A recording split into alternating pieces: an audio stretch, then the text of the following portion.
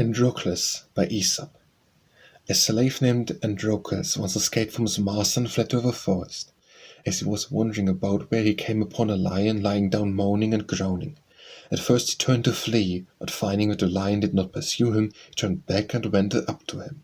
As he came near, the lion put out his paw, which was all swollen and bleeding, and Androcles found that a huge thorn had got into it, and was causing all the pain. He pulled out the thorn and bound up the paw of the lion, who was soon able to rise and lick the hand of Androcles like a dog. And the lion took Androcles to his cave, and every day used to bring him meat from which to live. But shortly afterwards, both Androcles and the lion were captured, and the slave was sentenced to be thrown to the lion, after the latter had been kept without food for several days. The emperor and all his court came to see the spectacle, and Androcles was led out into the middle of the arena. Soon the lion was let loose from his den, and rushed bounding and roaring towards his victim. But as soon as he came near to Androcles, he recognized his friend and fawned upon him and licked his hands like a friendly dog. The emperor, surprised at this, summoned Androcles to him, who told him the whole story. Thereupon the slave was pardoned and freed, and the lion let loose to his native forest. Gratitude is the sign of noble souls. Avaricious and Envious by Aesop. Two neighbors came before Jupiter and prayed him to grant their heart's desire. Now the one was full of avarice, and the other eaten up with envy. So to punish them both, Jupiter granted that each might have whatever he wished for himself, but only on condition that his neighbor had twice as much. The avaricious man prayed to have a room full of gold. No sooner said that one, and all his joy was turned to grief when he found that his neighbor had 2 rooms full of precious metal. Then came the turn of the envious man, who could not bear to think that his neighbor had any joy at all. So prayed that he might have one of his own eyes put out, by which means his companion would become totally blind. Vices are their own punishment. Belling the Cat by Aesop. Long ago, the mice held a general council to consider what measures they could take to outwit their common enemy, the cat. Some said this and some said that, but at last the young mouse got up and said he had a proposal to make which he thought would meet the case. "You will all agree," said he, "the chief danger consists in the sly and treacherous manner in which the enemy approaches us. Now if we could receive some signal of her approach, we could easily escape from her. I venture, therefore, to propose that a small bell be procured and attached by a ribbon round the neck of the cat. By this means we should always know when she was about, and could easily retire while she was in the neighborhood." This proposal met with general applause, until an old mouse got up and said, "That is all very well, but who is to bell the cat?"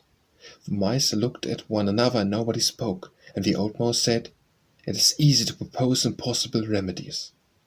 Hercules and the Waggoner by Aesop. Falconer was once driving a heavy load along a very muddy way. At last he came to a part of the road where the wheels sank halfway into the mire, and the more the horses pulled, the deeper sank the wheels. So Waggoner threw down his whip and knelt down and prayed to Hercules the strong. "O Hercules, help me in this my hour of distress," quoth he. Hercules appeared to him and said, "Man, don't sprawl there. Up and put your shoulder to the wheel. The gods help them that help themselves." Jupiter and the Bee by Aesop. In days of yore, when the world was young, a bee that had stored her commerce with a bountiful harvest flew up to heaven to present as a sacrifice an offering of honey. Jupiter was so delighted with the gift that he promised to give her whatsoever she should ask for. She therefore besought him, saying, "O glorious Jove, make a master of me. Poor bee, give thy servant a sting, and when anyone approaches, I heave to take the honey and kill him on the spot."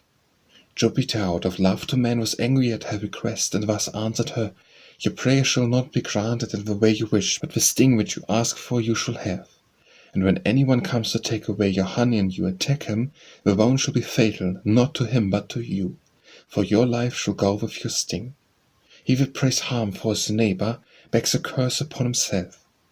Jupiter and the Camel by Aesop. And the Camel in days of yore besought Jupiter to grant him horns, for that it was a great grief to him to see other animals furnished with them, while he had none. Jupiter not only refused to give him the horns he asked for, but cropped his ears short for his importunity. By asking too much, we may lose the little that we had before. Jupiter, Neptune, Minerva, and Momus by Aesop. Jupiter, Neptune, and Minerva, as the story goes, once contended which of them should make the most perfect thing.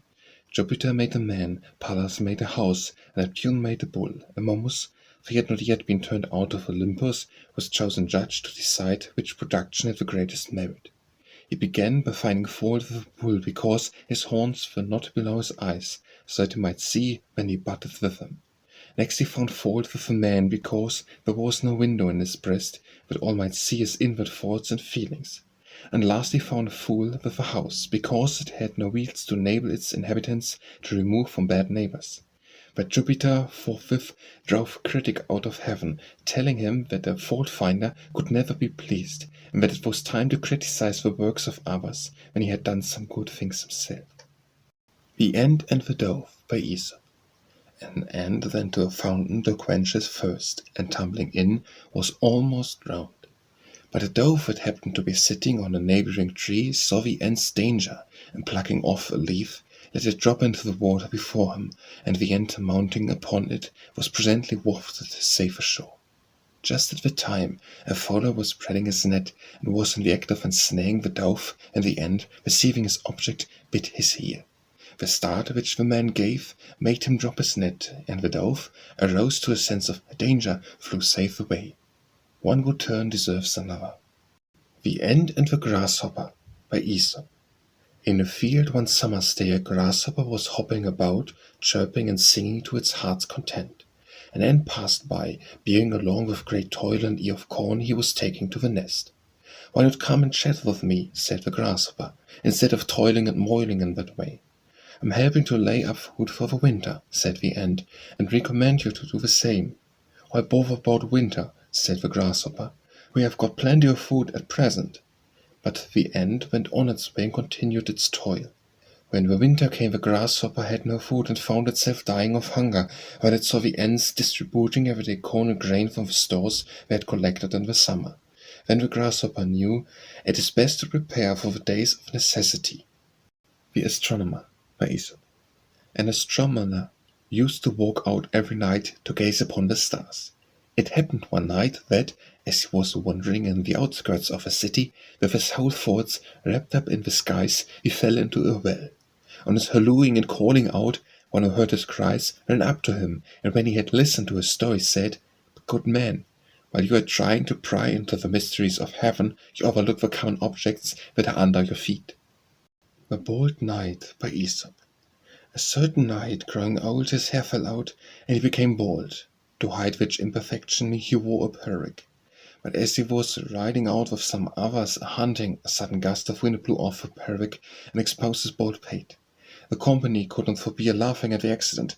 He himself laughed as loud as anybody, saying, "Was it to be expected that I should keep strange hair upon my head? My own would not stay there." The Bat and the Weasels by Aesop. A bat, falling upon the ground, was caught by a weasel, of whom he earnestly sought his life. The weasel refused, saying that he was by nature the enemy of all birds. The bat assured him that he was not a bird but a mouse, and thus saved his life. Shortly afterwards the bat again fell on the ground and was caught by another weasel, whom he likewise entreated not to eat him. The weasel said that he had a special hostility to mice. The bat assured him that he was not a mouse but a bat, and thus a second time escaped. It is wise to turn circumstances to good account. The Bat, the Birds, and the Beasts by Aesop.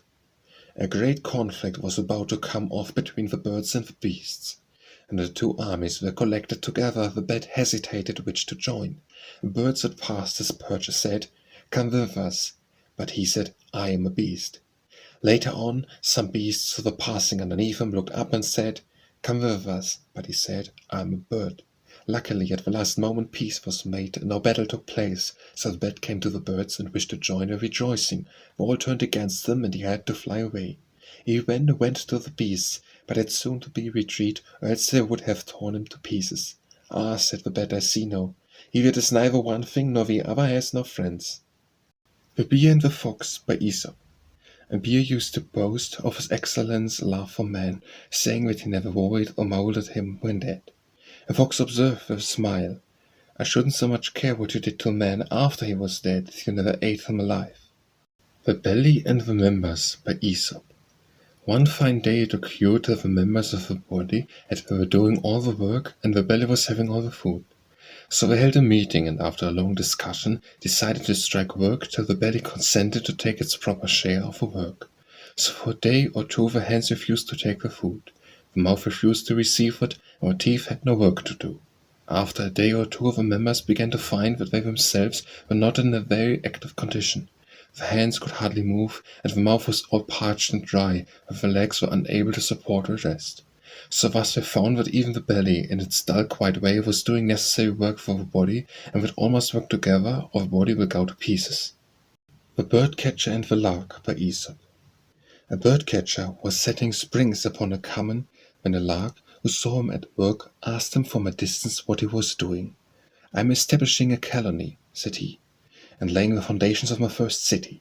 Upon that the man retired to a little distance and hid himself.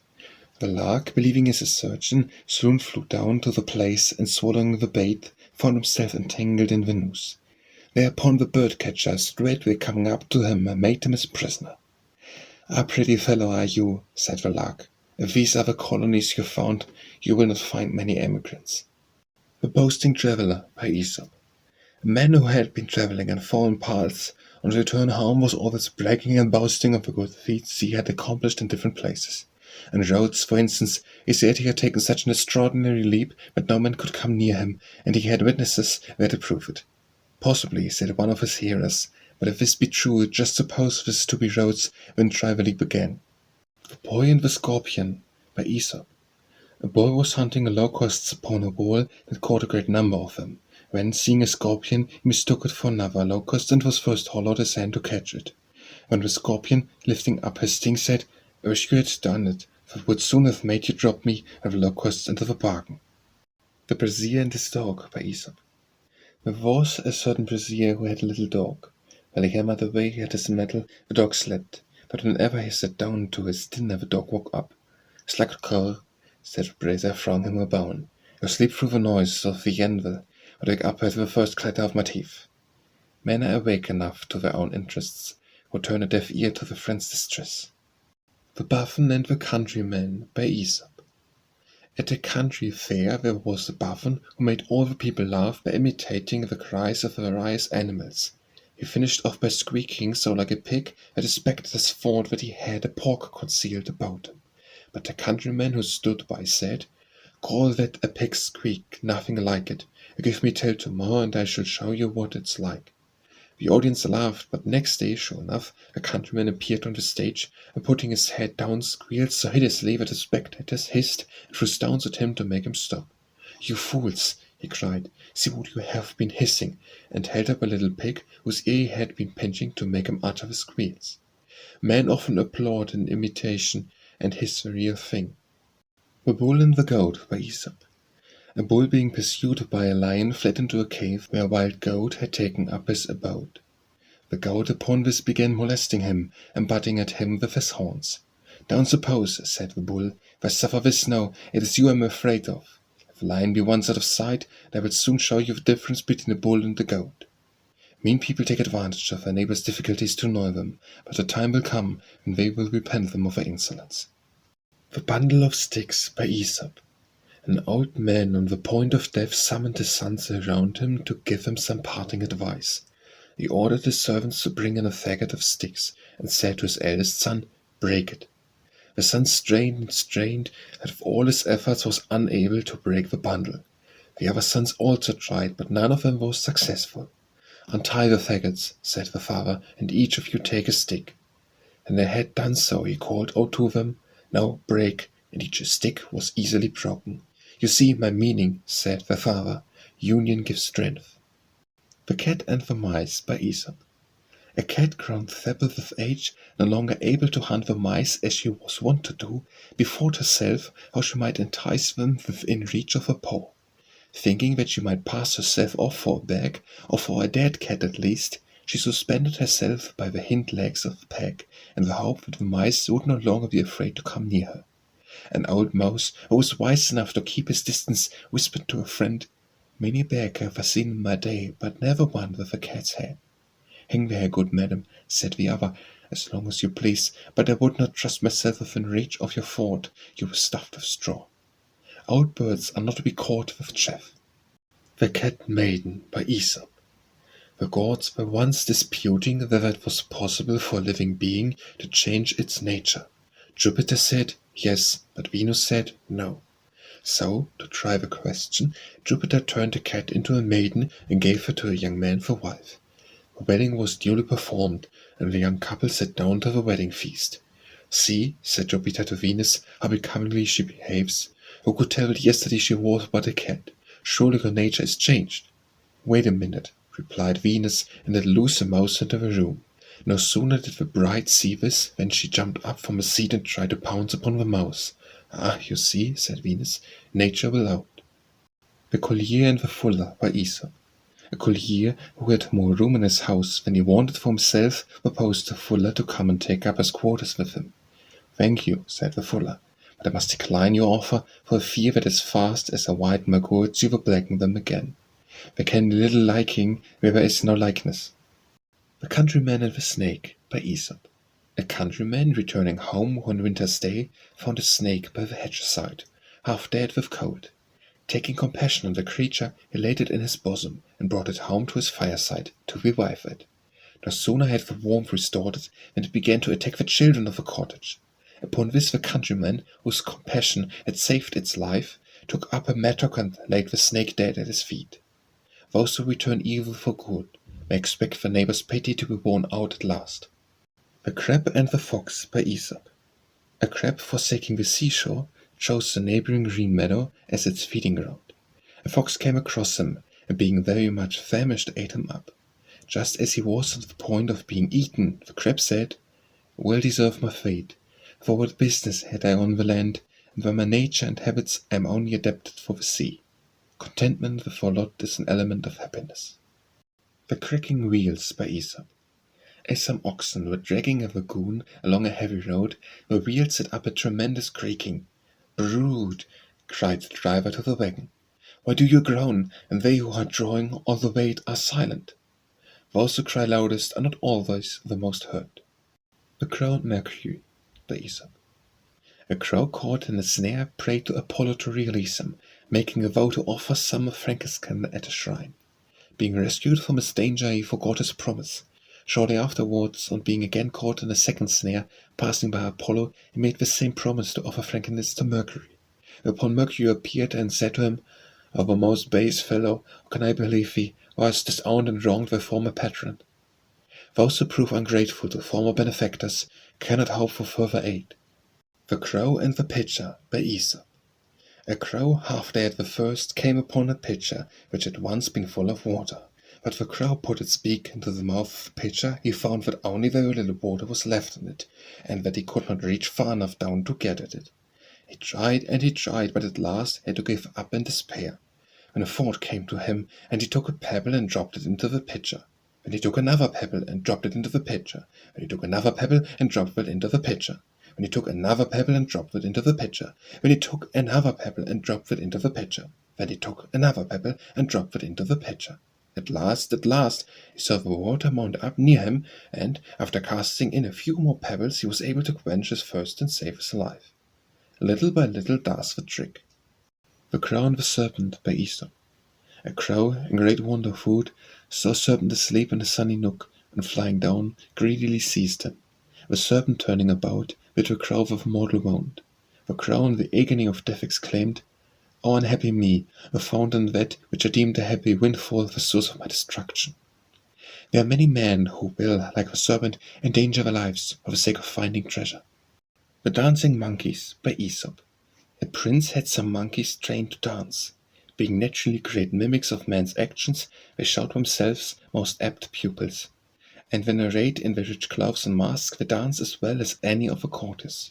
The spectacle was often repeated with great applause, till on one occasion a courtier, bent on mischief, took from his pocket a handful of nuts and threw them upon the stage. The monkeys, at the sight of the nuts, forgot their dancing and became, as indeed they were, monkeys instead of actors, and pulling off their masks and tearing their robes. They fought with one another for the nuts. The dancing spectacle thus came to an end amidst the laugh and ridicule of the audience. The Doctor and His Patient by Aesop. Doctor had been for some time attending upon a sick man who, however, died under his hands. At the funeral, Doctor went about among the relations, saying, "O poor friend, if he had only refrained from wine, tended to his inside, and used proper means, would not have been lying there." One of the mourners answered him, "Good sir, it is of no use your saying this now. You ought to have prescribed these things when your patient was alive to take them. The best advice may come too late." The Dog and the Oyster by Aesop. A dog used to eating eggs saw an oyster, and opening his mouth to its widest extent, swallowed it down with the utmost relish, supposed it to be an egg. Soon afterwards, suffering great pain in his stomach, he said, "I deserve all this torment for falling and thinking that everything round must be an egg. They who act without sufficient thought will often fall into unsuspected danger." The Dog and the Shadow by Aesop. It happened that a dog had got a piece of meat and was carrying it home in his mouth to eat it in peace. Now, on his way home, he had to cross a plank lying across a running brook. As he crossed, he looked down and saw his own shadow reflected in the water beneath. Thinking it was another dog with another piece of meat, he made up his mind to have it also. So he made a snap at the shadow in the water, but as he opened his mouth, the piece of meat fell out, dropped into the water, and was never seen more. Beware lest you lose the substance by grasping at the shadow. The Dog and the Wolf by Aesop. A gaunt wolf was almost dead with hunger when he happened to meet a house dog who was passing by. "Ah, cousin," said the dog, "I knew how it would be. Your irregular life will soon be the ruin of you. Why do you not work steadily as I do and get your food regularly given to you?" "I would have no objection," said the wolf, "if I could only get a place." "I will easily arrange that for you," said the dog. "Come with me to my master and you shall share my work." So the wolf and the dog went towards the town together.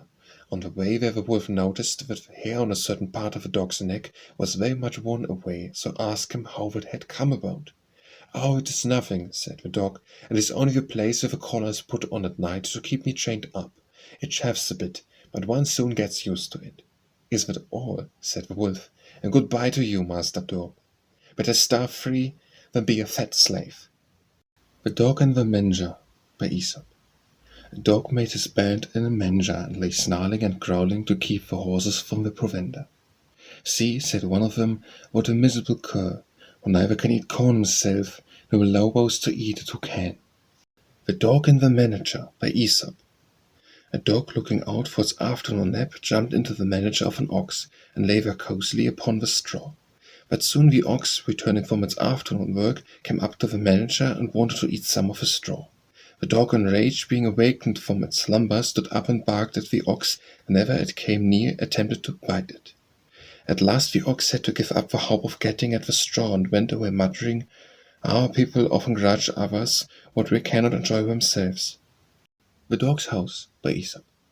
A dog who spent his winters rolled together and coiled up in as small a space as possible on account of a cold, determined to make himself a house.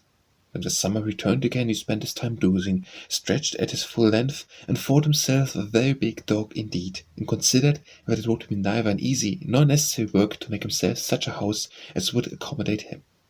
The Dogs and the Fox by Aesop. Some dogs, finding the skin of a lion, began to tear it in pieces with their teeth. A fox, seeing them, said, "If this lion were alive, you would soon find out that his claws were stronger than your teeth. It is easy to kick a man when it is down." The Dogs and the Hides by Aesop.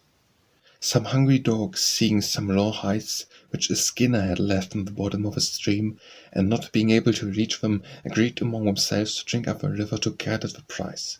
So they set to work, and they all burst themselves with drinking before ever they came near the hides. They who aim at an object by unreasonable means are apt to ruin themselves in the attempt. The Dolphins and the Sprat by Aesop. The dolphins and the whales were at war with one another, and while the battle was at its height, the Sprat stepped in and endeavored to separate them. But one of the dolphins cried out, "Let us alone, friend. We had rather perish in the contest than be reconciled by you." The Eagle and the Arrow by Aesop. A bowman took aim at an eagle and hit him in the heart.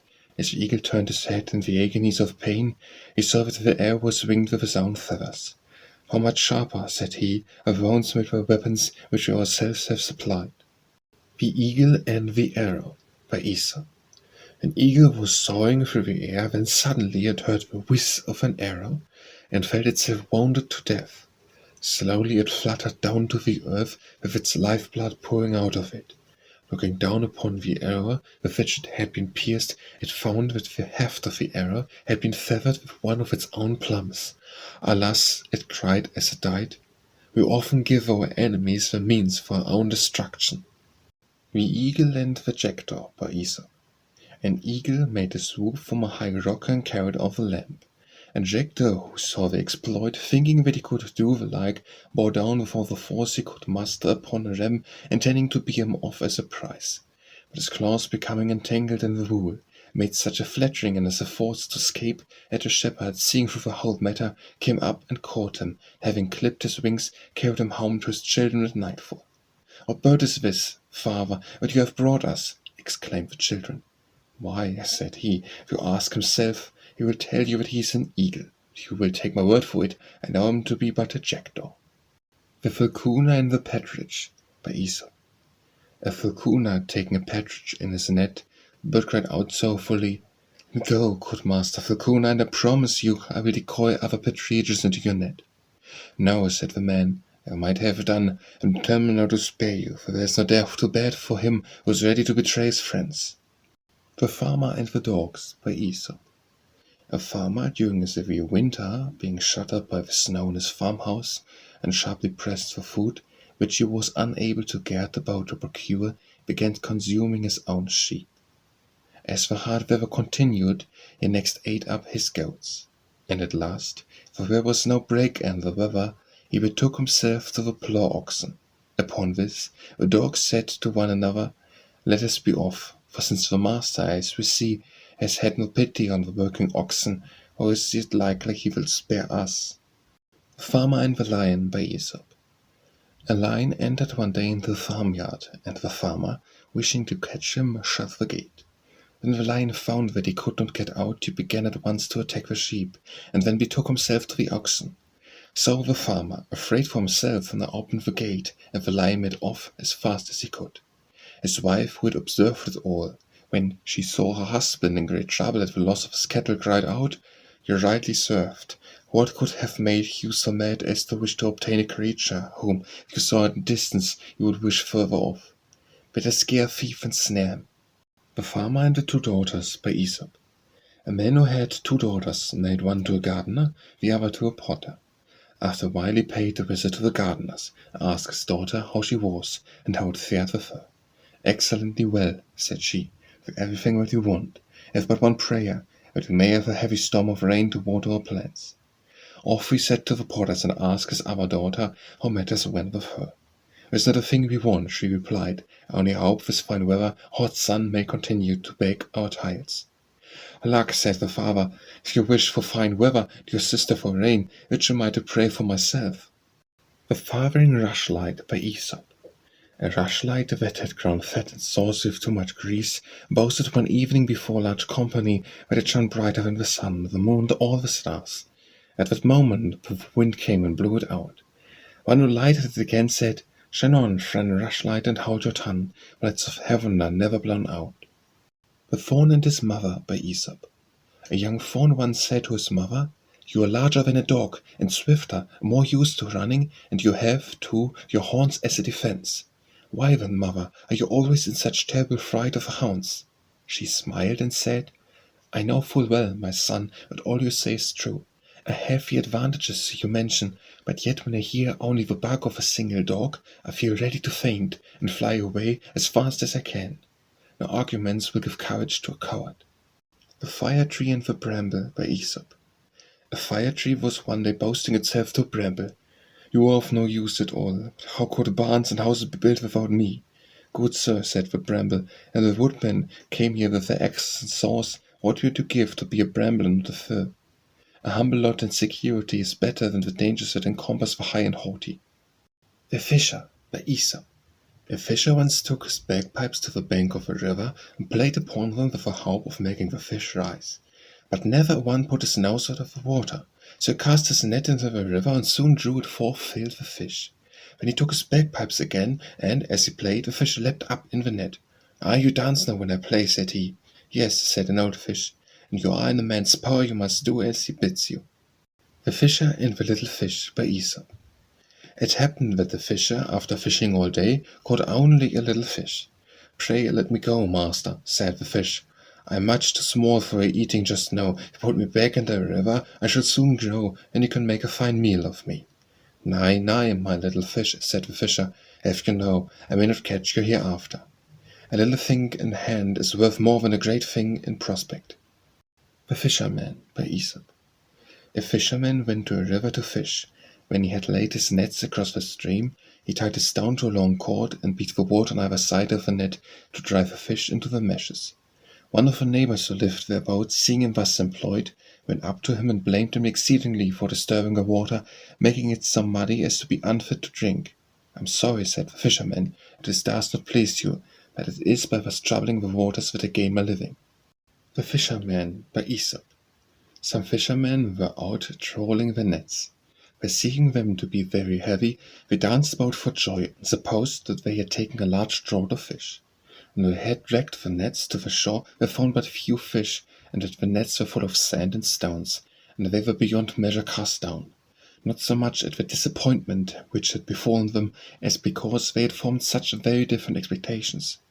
One of the company, an old man, said, Let us cease lamenting, my mates, for, as it seems to, so is always the twin sister of joy, and it was only to be looked for that we, who just now were over-rejoiced, should next have something to make us sad. Storms often gather from the clear sky. The Flea and the Man by Aesop. A man, very much annoyed with the flea, caught him at last, and said, Who are you who dare to feed on my limbs, and to cost me so much trouble in catching you? The flea replied, Oh, my dear sir, pray spare my life and destroy me not, for I cannot possibly do you much harm. The man, laughing, replied, Now you shall certainly die by mine own hands, for no evil, whether it be small or large, ought to be tolerated. The Flea and the Ox by Aesop. A flea thus questioned the ox, What ails you that, being so huge and strong, you submit to the wrongs you receive from man, and thus slave for them day by day, while I, being so small a creature, mercilessly feed on their flesh and drink their blood without stint? The ox replied, I do not wish to be ungrateful, for I am loved and well cared for by men, and they often pat my head and shoulders. Woe's me, said the flea, this very petting which you like, whenever it happens to me, brings with it my inevitable destruction. The Flea and the Wrestlers by Aesop. A flea settled upon the bare foot of a wrestler and bit him, on which he called loudly upon Hercules for help. The flea a second time hopped upon his foot. Then he groaned and said, O Hercules, if you do not help me against the flea, how can I hope for your assistance against great antagonists? The Flies in the Honey Pot by Aesop. A pot of honey having been upset in a grocer's shop, the flies came around it in swarms to eat it up, nor would they move from the spot while there was a drop left. At length the feet became so clawed that they could not fly away, and, stifled in the luscious sweets, they exclaimed, Miserable creatures that we are, who for the sake of an hour's pleasure have thrown away our lives. The Four Oxen and the Lion by Aesop. A lion used to prowl about a field in which 4 oxen used to dwell. Many a time he tried to attack them, but whenever he came near, they turned their tails to one another, so that whichever way he approached them, he was met by the horns of one of them. At last, however, they fell a quarrelling among themselves, and each went off to pasture alone in a separate corner of the field. Then the lion attacked them one by one, and soon made an end of all 4. United we stand, divided we fall. The Fowler and the Viper by Aesop. A fowler, taking his bird limb and his twigs, went out to catch birds. Seeing a thrush sitting upon a tree, he wished to take it, and fitting his twigs to a proper length, he watched intently, having his whole thoughts directed towards the sky. While this looking upwards, he unawares trod upon a viper asleep just before his feet. The viper, turning towards him, stung him, and he, falling in a swoon, said to himself, Poor wretch that I am, while trying to destroy others, I myself have fallen unawares into the snares of death. The Fox and the Cat by Aesop. A fox was boasting to a cat of its clever devices for escaping its enemies. I have a whole bag of tricks, he said, which contains 100 ways of escaping my enemies. "I've only one," said the cat, "but I can generally manage with that." Just at that moment they heard the cry of a pack of hounds coming towards them, and the cat immediately scampered up a tree and hid herself in the boughs. "This is my plan," said the cat. "What are you going to do?" A fox thought first of one way, then of another. While he was debating, the hounds came near and near, and at last the fox in his confusion was caught up by the hounds and soon killed by the huntsmen. Miss Puss, who had been looking on, said, "Better one safe way than 100 on which you cannot reckon." The Fox and the Crow by Aesop. A fox once saw a crow fly off with a piece of cheese in its beak and settle on a branch of a tree. "That's for me, as I am a fox," said Master Reynard, and walked up to the foot of a tree. "Good day, Mistress Crow," he cried. "How well you are looking today. How gloss your feathers, so bright your eyes. I feel sure your voice must surpass that of other birds, just as your figure does. Let me hear but one song from you, that I may greet you as the Queen of Birds." The crow lifted up her head and began to caw her best, but the moment she opened her mouth, the piece of cheese fell to the ground, only to be snapped up by Master Fox. "That will do," said he. "It was all I wanted. In exchange for your cheese I will give you a piece of advice for the future. Do not trust flatterers."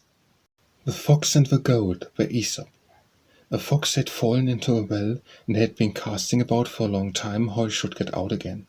When at length the goat came to the place, and wanting to drink, asked Reynard if the water was good and if there was plenty of it. The fox, dissembling a real danger of his case, replied, "Come down, my friend, the water is so good that I cannot drink enough of it, and so abundant that it cannot be exhausted." Upon this the goat, without any more ado, leaped in, but after satisfying his thirst, he asked the fox how they were to get out of the well. The fox replied that it would be quite simple if they helped each other. "If you will rear up and place your front feet against the side of the well and bend your horns forward, I can easily mount on your back and climb out." The goat did as he was told, and the fox nimbly climbed up his back, and with one jump from the goat's horns was safely out of the well. "Now it is your turn to help me out," said the goat. But the fox, leaving him in the lurch, called back, "My friend, if you had half as much brains as you have beard, you would have looked before you leaped." The Fox and the Goat by Aesop. By an unlucky chance, a fox fell into a deep well, which he could not get out. A goat passed by shortly afterwards and asked the fox what he was doing down there. "Have you not heard?" said the fox. "There's going to be a great drought, so I jumped down here in order to be sure to have water by me. Don't you come down too." The goat thought well of his advice and jumped down into the well. And the fox immediately jumped on her back, but putting his foot on her long horns, managed to jump up to the edge of the well. "Goodbye, friend," said the fox. "Remember next time, never trust the advice of a man in difficulties." And this is the end of Aesop's fables. Hurrah! The Fox and the Grapes by Aesop. One hot summer day a fox was strolling through an orchard till he came to a bunch of grapes just ripened on the vine, which had been trained over a lofty branch. "Just the thing to quench my thirst," quoth he. Drawing back a few paces, he took a run and a jump, and just missed the bunch. Turning round again with a 1, 2, 3, he jumped up, but with no greater success. Again and again he tried after the tempting morsel, but at last had to give it up, and walked away with his nose in the air, saying, "I'm sure they are sour. It is easy to despise what you cannot get." The Fox and the Lion by Aesop. When first the fox saw the lion, he was terribly frightened, and ran away and hid himself in the wood. Next time, however, he came near the king of beasts, he stopped at a safe distance and watched him pass by. The third time they came near one another, the fox went straight up to the lion and passed the time of day with him, asking him how his family were and when he should have the pleasure of seeing him again. Then turning his tail, he parted from the lion without much ceremony. Familiarity breeds contempt. The Fox and the Mask by Aesop.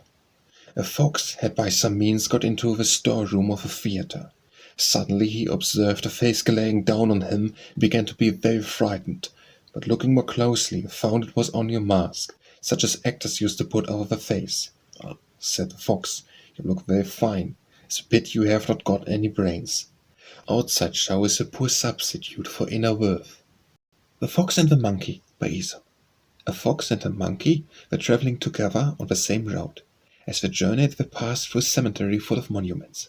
"All these monuments which you see," said the monkey, "are erected in honor of my ancestors, who were in their day freed men and citizens of great renown."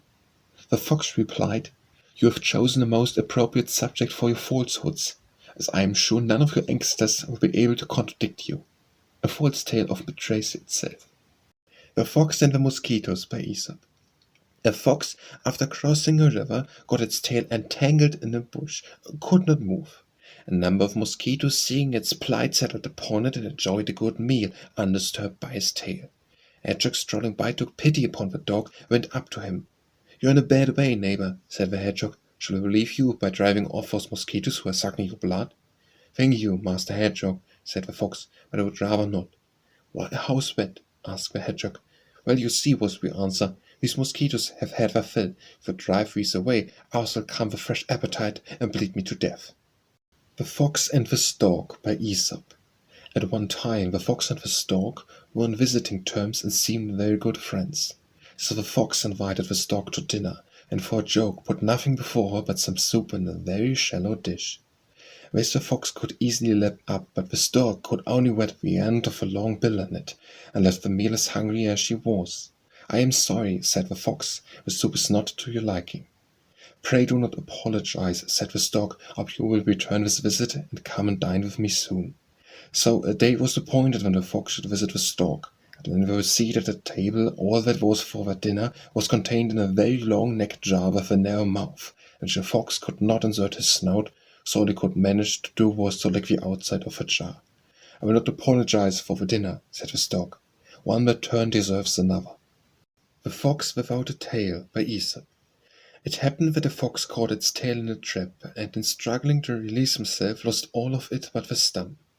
At first he was ashamed to show himself among his fellow foxes, but at last he determined to put up a bolder face upon his misfortune, and summoned all the foxes to a general meeting to consider a proposal which he had to place before them.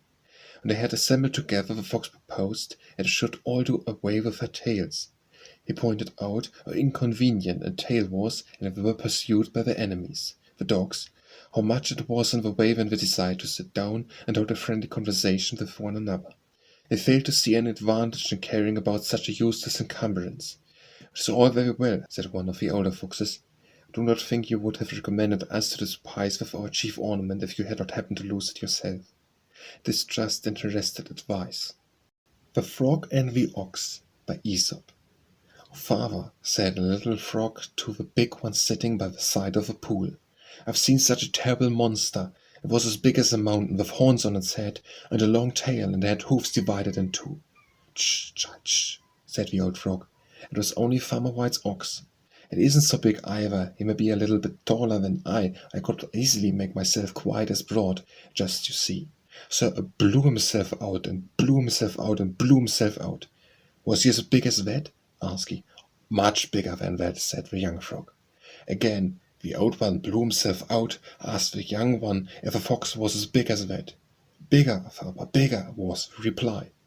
So the frog took a deep breath and blew and blew and blew, and swelled and swelled and swelled, and then he said, "I'm sure the ox is not as big as—" But at this moment he burst. Self-conceit may lead to self-destruction. The Frog Desiring a King by Aesop. Frogs were living as happy as could be in a marshy swamp that just suited them. They went splashing about, caring for nobody and nobody troubling with them. But some of them thought that this was not right, that they should have a king and a proper constitution, so they determined to send up a petition to Jove to give them what they wanted. "Mighty Jove," they cried, "send unto us a king that will rule over us and keep us in order." Jove laughed at their croaking and threw down into the swamp a huge log, which came down splash into the swamp. The frogs were frightened out of their lives by the commotion made in their midst, and all rushed to the bank to look at the horrible monster. After a time, seeing that it did not move, one or two of the boldest of them ventured out towards the log, and even dared to touch it. Still it did not move. Then the greatest hero of the frogs jumped upon the log and commenced dancing up and down upon it, whereupon all the frogs came and did the same. And for some time the frogs went about their business every day without taking the slightest notice of a new king log lying in their midst. But this did not suit them, so they sent another petition to Jove and said to him, "We want a real king, one that will really rule over us." Now this made Jove angry, so he sent among them a big stork, that soon set to work gobbling them all up. And the frogs repented when too late. Better no rule than cruel rule.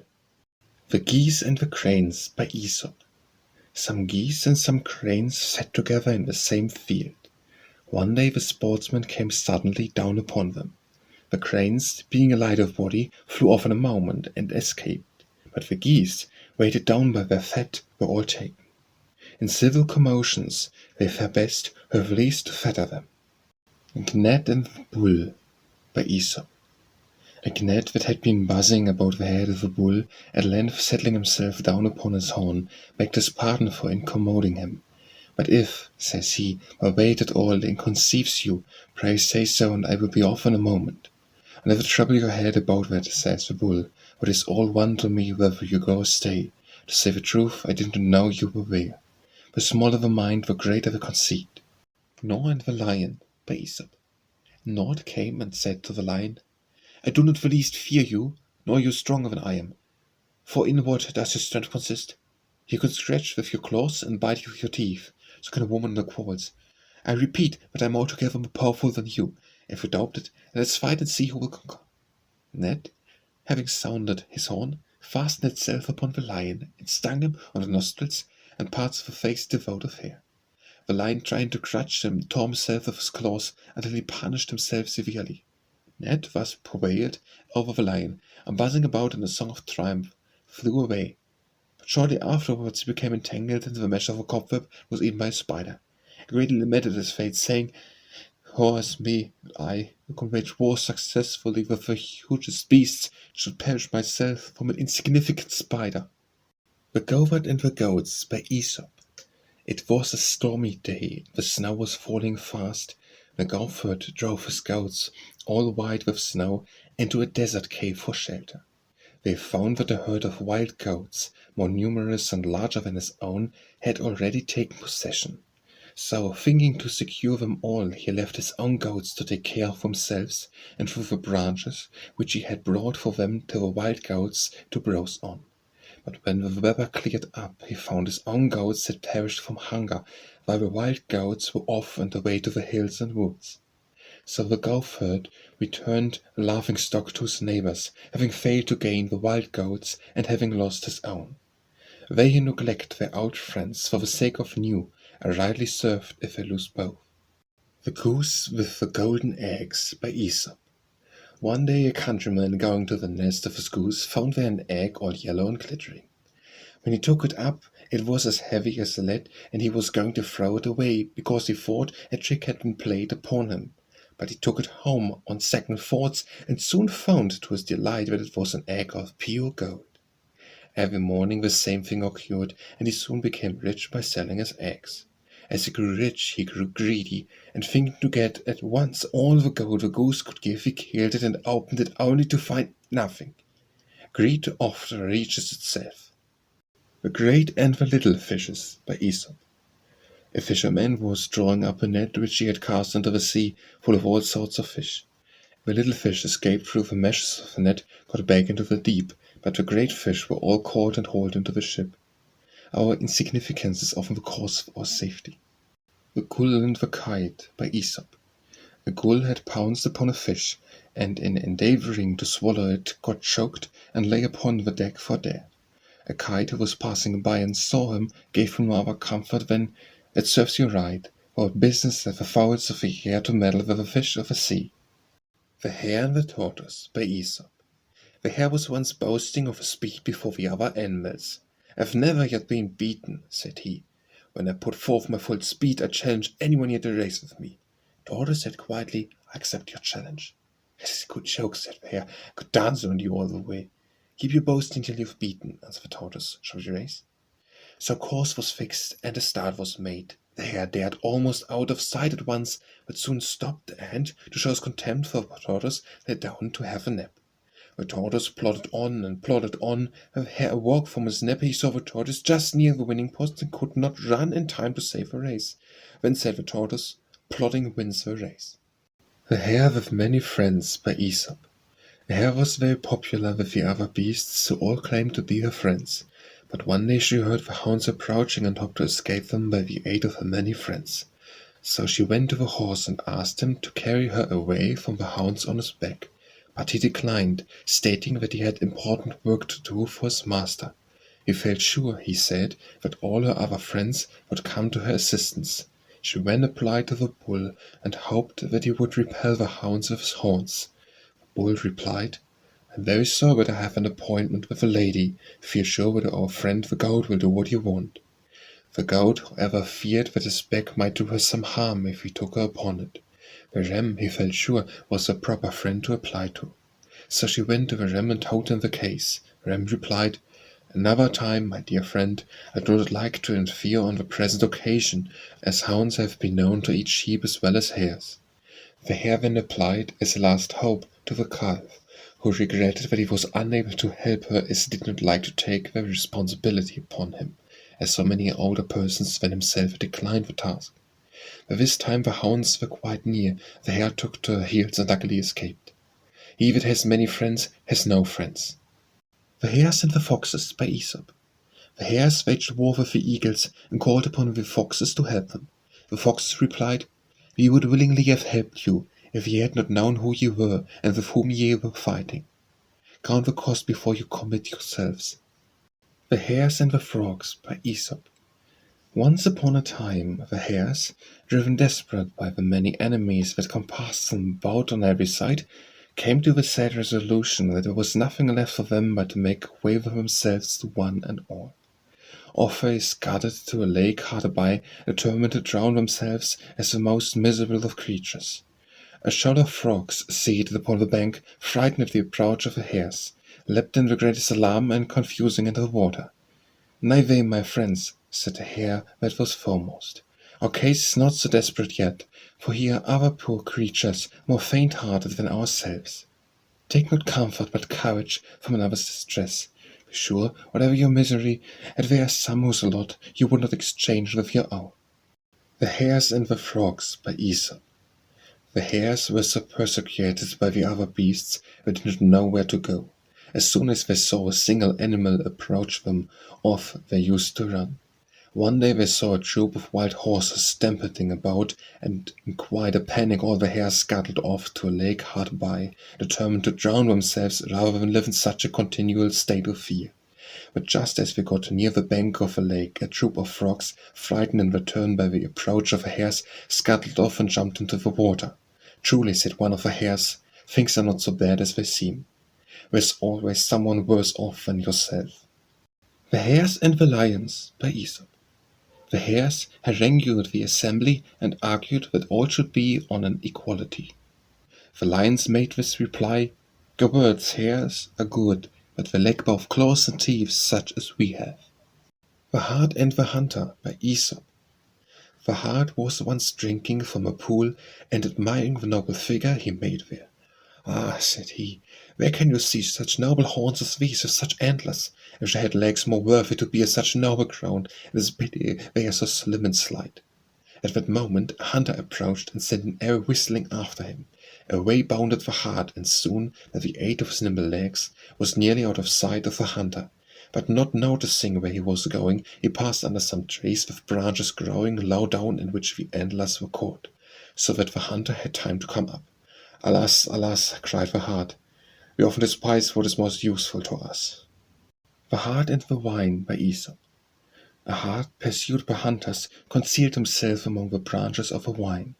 The hunters passed by without discovering him, and when he thought that all was safe, he began browsing upon the leaves that had concealed him. But one of the hunters, attracted by the rustling, turned round, and guessing that their prey was there, shot into the bush and killed him. As he was dying, he groaned out these words, "I suffer justly for my ingratitude. I could not forbear injuring the vine that had protected me in time of danger."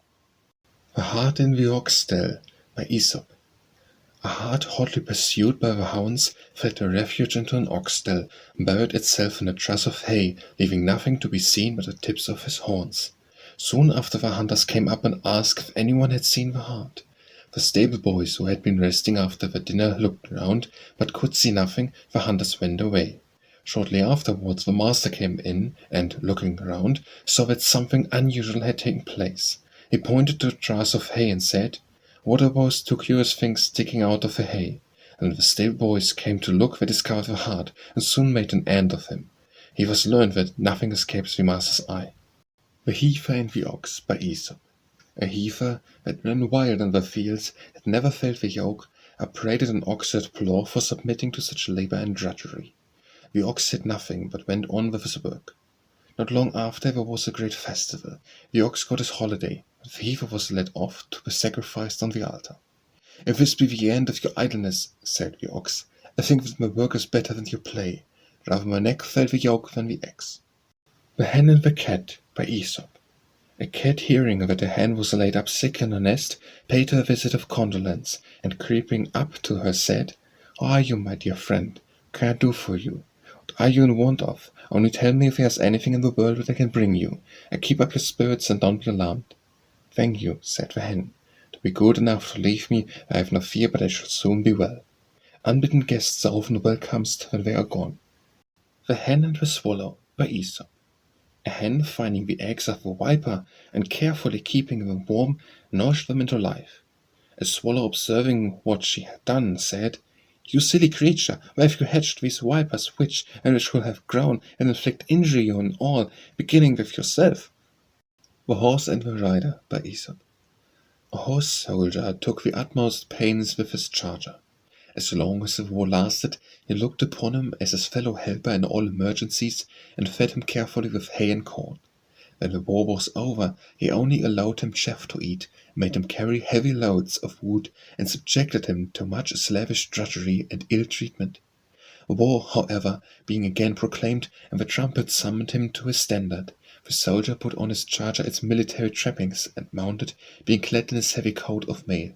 The horse fell down straightway under the weight, no longer equal to the burden, and said to his master, "You must now go to the war on foot, for you have transformed me from a horse into an ass. Now can you expect that I can again turn in a moment from an ass to a horse?" The Horse and the Groom by Aesop. A groom used to spend whole days in curry-combing and rubbing down his horse, but at the same time stole his oats, and sold them for his own profit. "Alas," said the horse, "if you really wish me to be in good condition, you should grow me less and feed me more. Honesty is the best policy." The Horse, Hunter, and Stag by Aesop.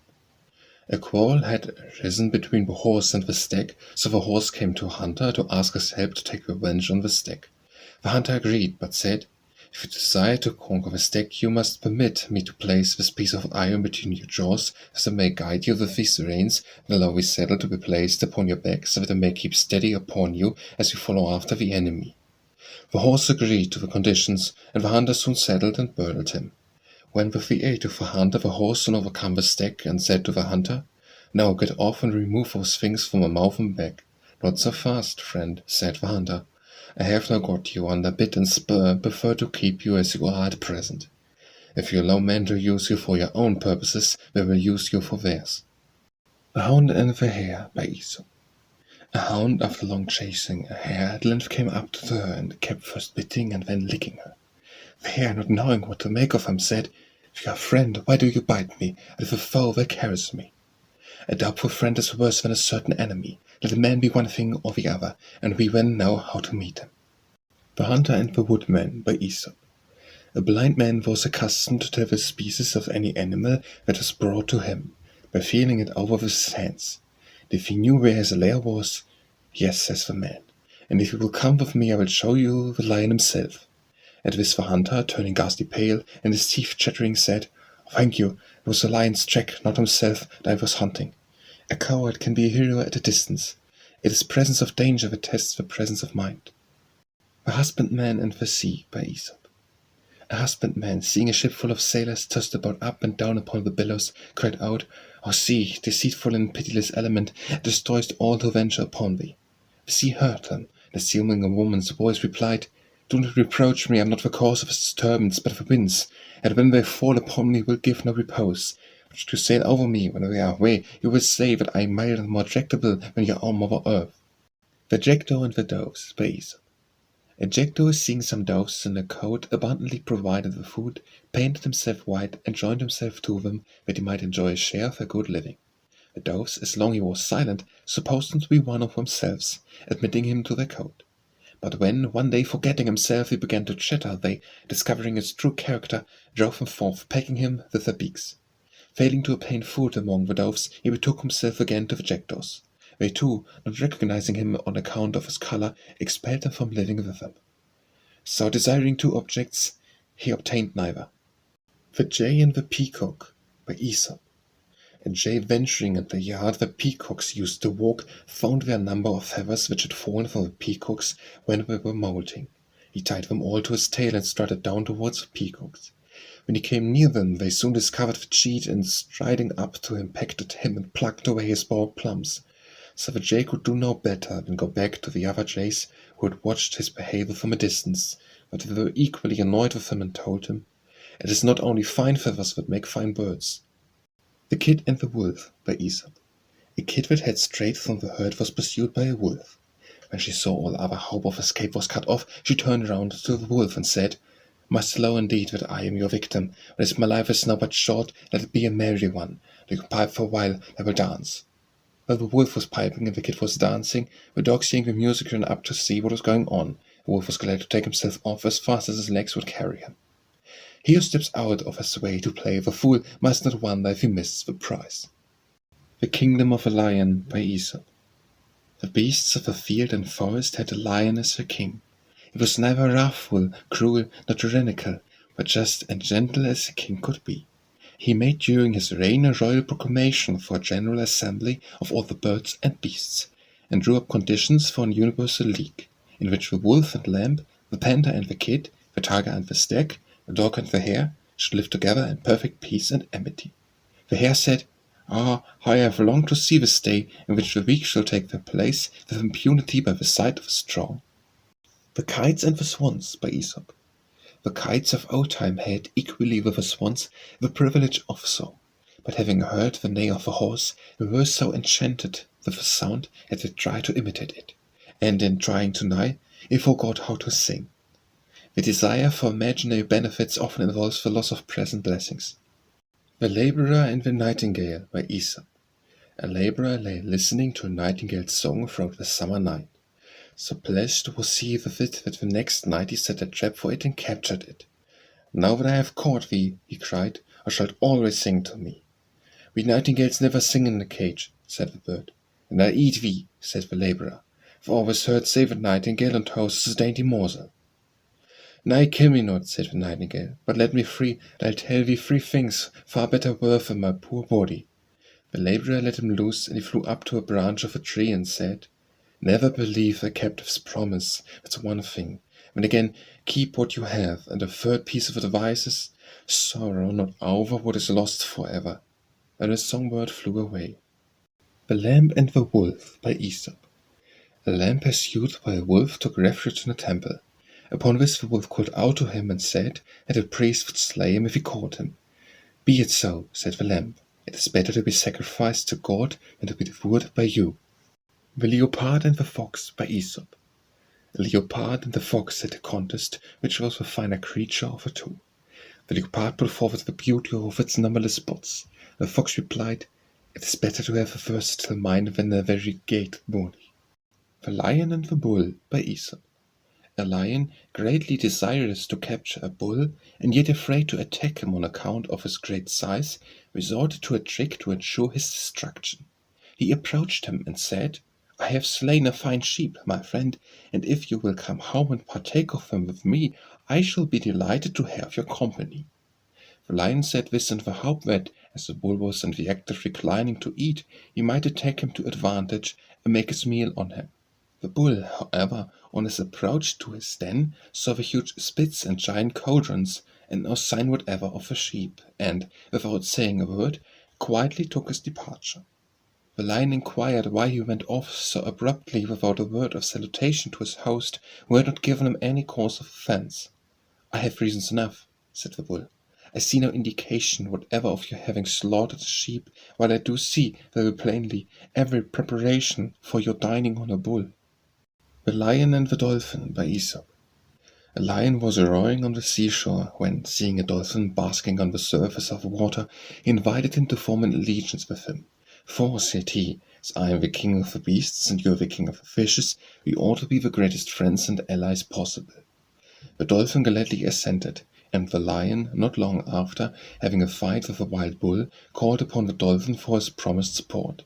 But when he, though ready to assist him, found himself unable to come out of the sea for the purpose, the lion accused him of having betrayed him.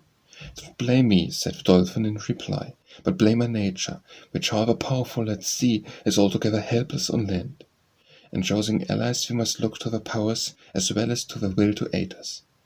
The Lion and the Fox by Aesop. A fox agreed to wait upon a lion in the capacity of a servant. Each for a time performed the part belonging to his station. The fox used to point out the prey, and the lion fell upon it and seized it. But the fox, beginning to think himself as good a beast as his master, begged to be allowed to hunt the game instead of finding it. His request was granted, but as he was in the act of making a descent upon a herd, the huntsman came out upon him. He was himself made the prize. Keep to your place, and your place will keep you. The Lion and the Goat by Aesop.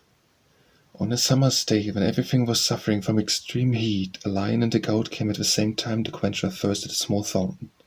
They at once fell to quarreling which should first drink of the water, till at length it seemed that each was determined to resist the other even to death.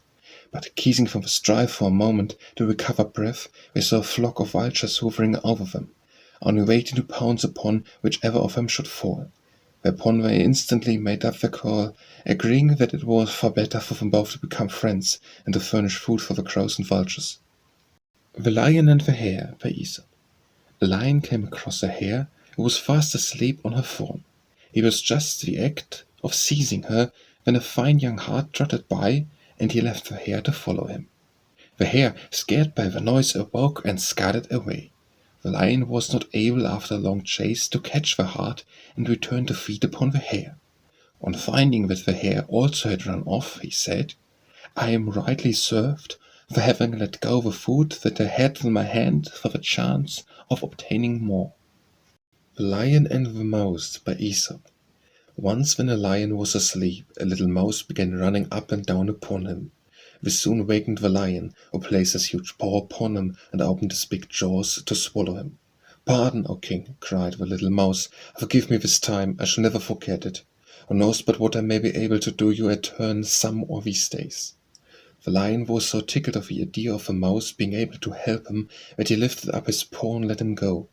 Some time after, the lion was caught in a trap, and the hunters, who desired to carry him alive to the king, tied him to a tree, while they went in search of a wagon to carry him on. Just then the little mouse happened to pass by, and seeing the sad plight in which the lion was, went up to him and soon gnawed away the ropes that brought the king of beasts. "Was I not right?" said the little mouse. "Little friends may prove great friends." The Lion and the Statue by Aesop. A man and a lion were discussing the relative strength of men and lions in general. The man contended that he and his fellows were stronger than lions by reason of their greater intelligence. "Come now with me," he cried, "I will soon prove that I am right." So he took him into the public gardens and showed him a statue of Hercules overcoming the lion and tearing his mouth in two. "That is all very well," said the lion, "but it proves nothing, for it was the man who made the statue. We can easily represent things as we wish them to be." The Lion in Love by Aesop. A lion once fell in love with a beautiful maiden and proposed marriage to her parents. The old people did not know what to say. They did not like to give their daughter to the lion, yet they did not wish to enrage the king of beasts. At last the father said, "We feel highly honored by your majesty's proposal, but you see your daughter is a tender young thing. We fear that in the demands of your affection you might possibly do her some injury. Might I venture to suggest that your majesty should have your claws removed and your teeth extracted, when you would gladly consider your proposal again?" The lion was so much in love that he had his claws trimmed and his big teeth taken out. When he came again to the parents of the young girl, they simply laughed in his face and bade him do his worst. Love contained the wildest. The Lion's Share by Aesop. The lion went once a-hunting along with the fox, the jackal, and the wolf. They hunted and they hunted, till at last they surprised a stag, and soon took its life. Then came the question how the spoil should be divided. "Quarter me the stag," roared the lion, so the other animals skinned it and cut it into 4 parts. And the lion took a stand in front of a carcass and pronounced judgment. "The first quarter is for me in my capacity as king of beasts. The second is mine as arbiter. Another share comes to me for my part in the chase. As for the fourth quarter, well, as for that, I should like to see which of you will dare to lay a paw upon it." "Hump," grumbled the fox, as he walked away with his tail between his legs, but he spoke in a low growl. "You may share the labours of the great, but you will not share the spoils." The Lion, the Bear, and the Fox, by Aesop. A lion and a bear found the carcass of a fawn, had a long fight for it. The contest was so hard and even that at last both of them, half blinded and half dead, lay panting on the ground, without strength to touch the prize that was stretched between them. A fox coming by at the time, and seeing their helpless condition, stepped in between the combatants and carried off the booty. "Poor creatures that we are," cried they, "who have been exhausted all our strength and injuring one another, merely to give a Lou a dinner." The Lion, the Fox, and the Beasts, by Aesop. The Lion once gave out that he was sick unto death, and summoned the animals to come and hear his last will and testament. So the goat came to the Lion's cave, and stopped there listening for a long time. When the sheep went in, before she came out, a calf came up to receive the last wishes of the Lord of the Beasts. But soon the Lion seemed to recover, and came to the mouth of his cave, and saw the Fox, who had been waiting outside for some time. "Why do you not come to pay your respects to me?" said the Lion to the Fox. "I beg your Majesty's pardon," said the Fox, "to notice the track of the animals that have already come to you. When I see many hoof marks going in, I see none coming out. Till the animals that have entered your cave come out again, prefer to remain in the open air. It is easier to get into the enemy's toils than out again." The Lion, the Mouse, and the Fox, by Aesop. A lion, fatigued by the heat of a summer's day, fell fast asleep in his den. A mouse ran over his mane and ears, and woke him from his slumbers. He rose up and shook himself in great wrath, and searched every corner of his den to find the mouse. A fox, seeing him, said, "A fine lion you are, to be frightened of a mouse." "'Tis not the mouse I fear," said the lion. "I resent his familiarity and ill-breeding. Little liberties are great offences." The Man and His Two Wives, by Aesop. In the old days, when men were allowed to have many wives, a middle-aged man had one wife that was old and one that was young. Each loved him very much and desired to see him like herself. Now the man's hair was turning grey, which the young wife did not like, as it made him look too old for a husband. So every night she used to comb his hair and pick out the white ones. The elder wife saw her husband growing grey with great pleasure, for she did not like to be mistaken for his mother. So every morning she used to arrange his hair and pick out as many of the black ones as she could.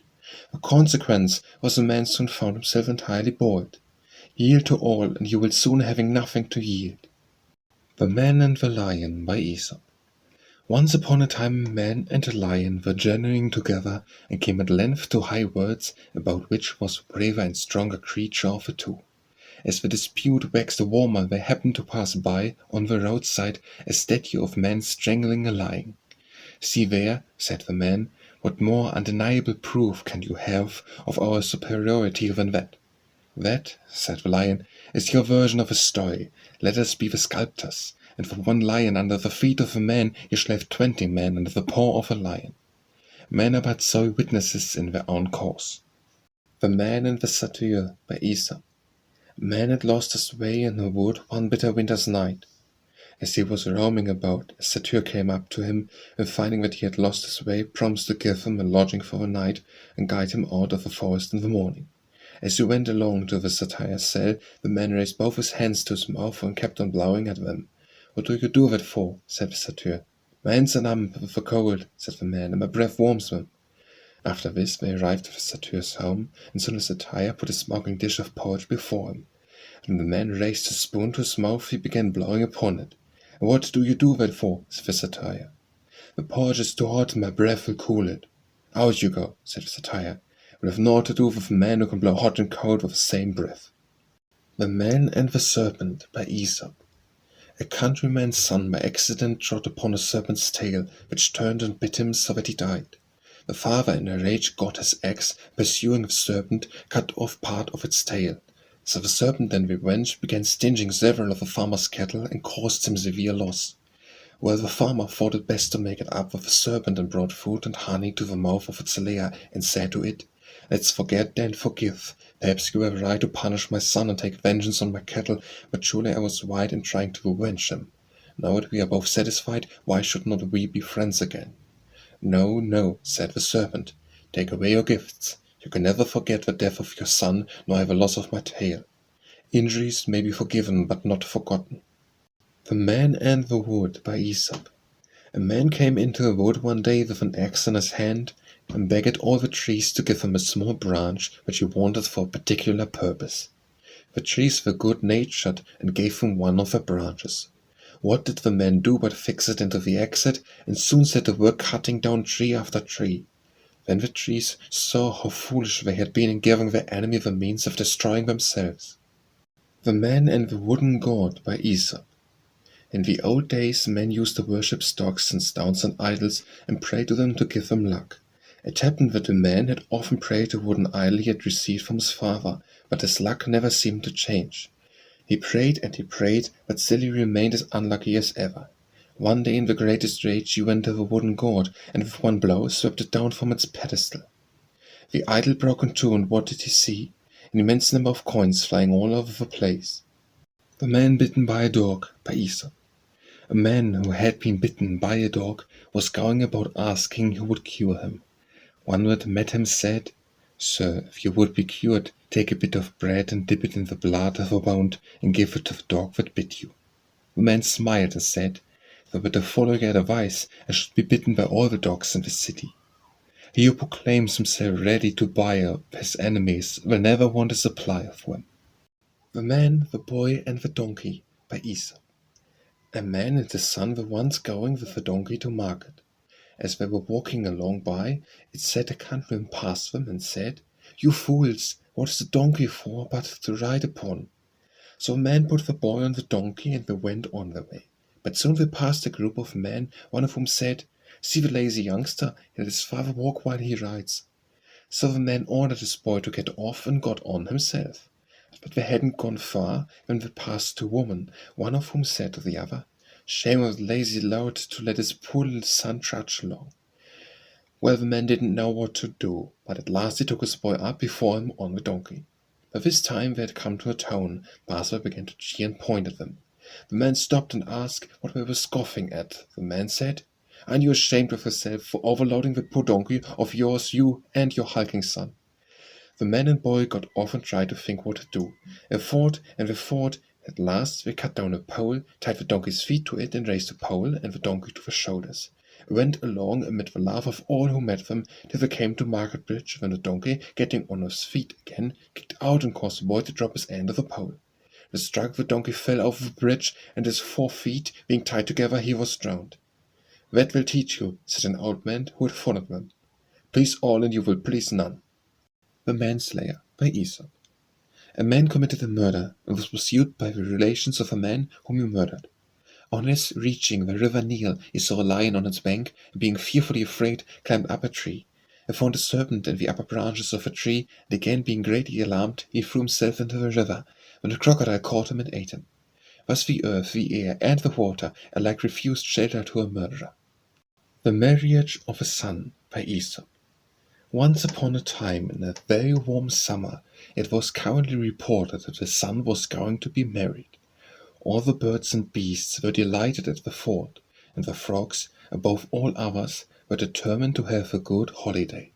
But an old toad put a stop to the festivities by observing that it was an occasion for sorrow rather than joy.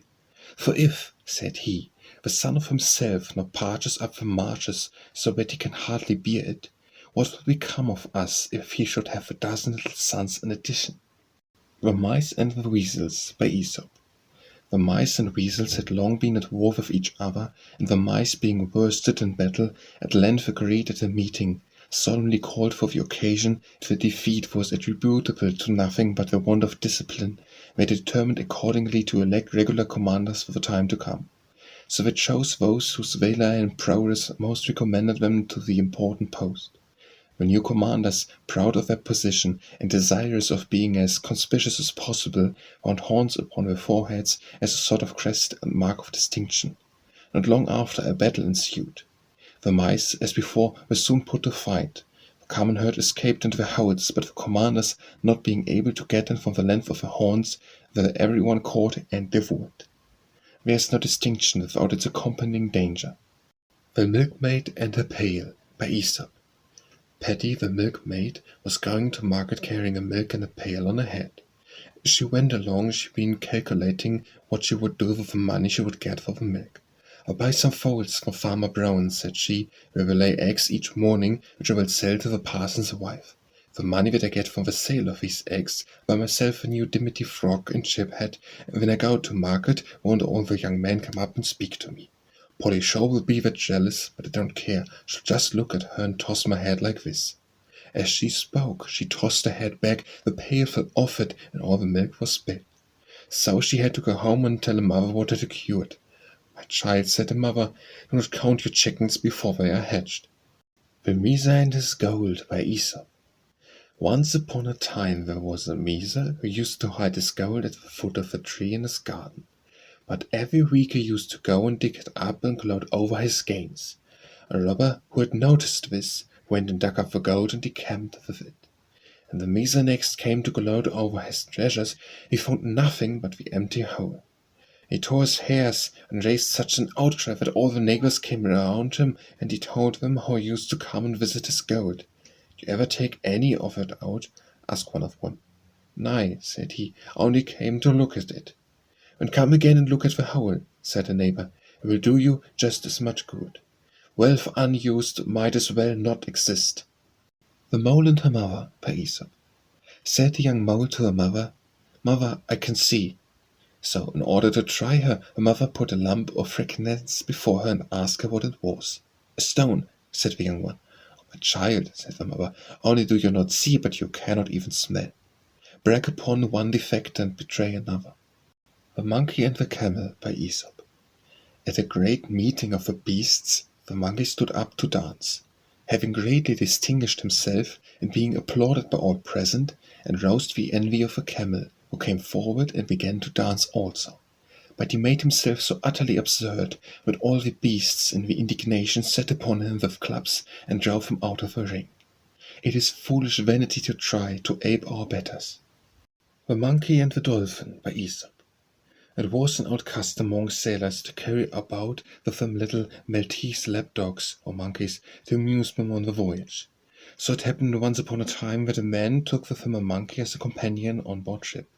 While they were off Astronomer, the famous promontory of Attic, a ship was caught in a violent storm, and being capsized, all on board were thrown in the water, and had to swim for land as best they could.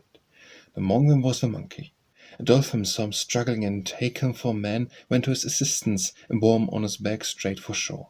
And they had just got opposite Piraeus, the harbours of Athens. The dolphin asked the monkey if he were an Athenian. "Yes," answered the monkey, "assuredly, and of one of the first families in the place." "And of course you know Piraeus," said the dolphin. "Yes," said the monkey, who thought it was the name of some distinguished citizen. "He's one of my most intimate friends." Indignant at so gross a deceit and falsehood, the dolphin dived to the bottom and left the lying monkey to his fate. The Monkey and the Fisherman by Aesop. A monkey was sitting up in a high tree when, seeing some fishermen laying their nets in a river, he watched what they were doing. The men had no sooner set their nets and retired a short distance to their dinner than the monkey came down from the tree, thinking that he would try his hand at the same sport. But in attempting to lay the nets, he got so entangled in them that, being well nigh choked, he was forced to exclaim, "This serves me right, for what business had I, who know nothing of fishing, to meddle with such tackle as this?" The Monkey Who Would Be King by Aesop. A monkey once danced in an assembly of the beasts, and so pleased them all by his performance that they elected him their king. A fox, envying him the honor, discovered a piece of meat lying in a trap, and leading the monkey to the place where it was said which he had found to store, but had not used it, but had kept it for him as treasure trove of his kingdom, and concealed him to lay hold of it.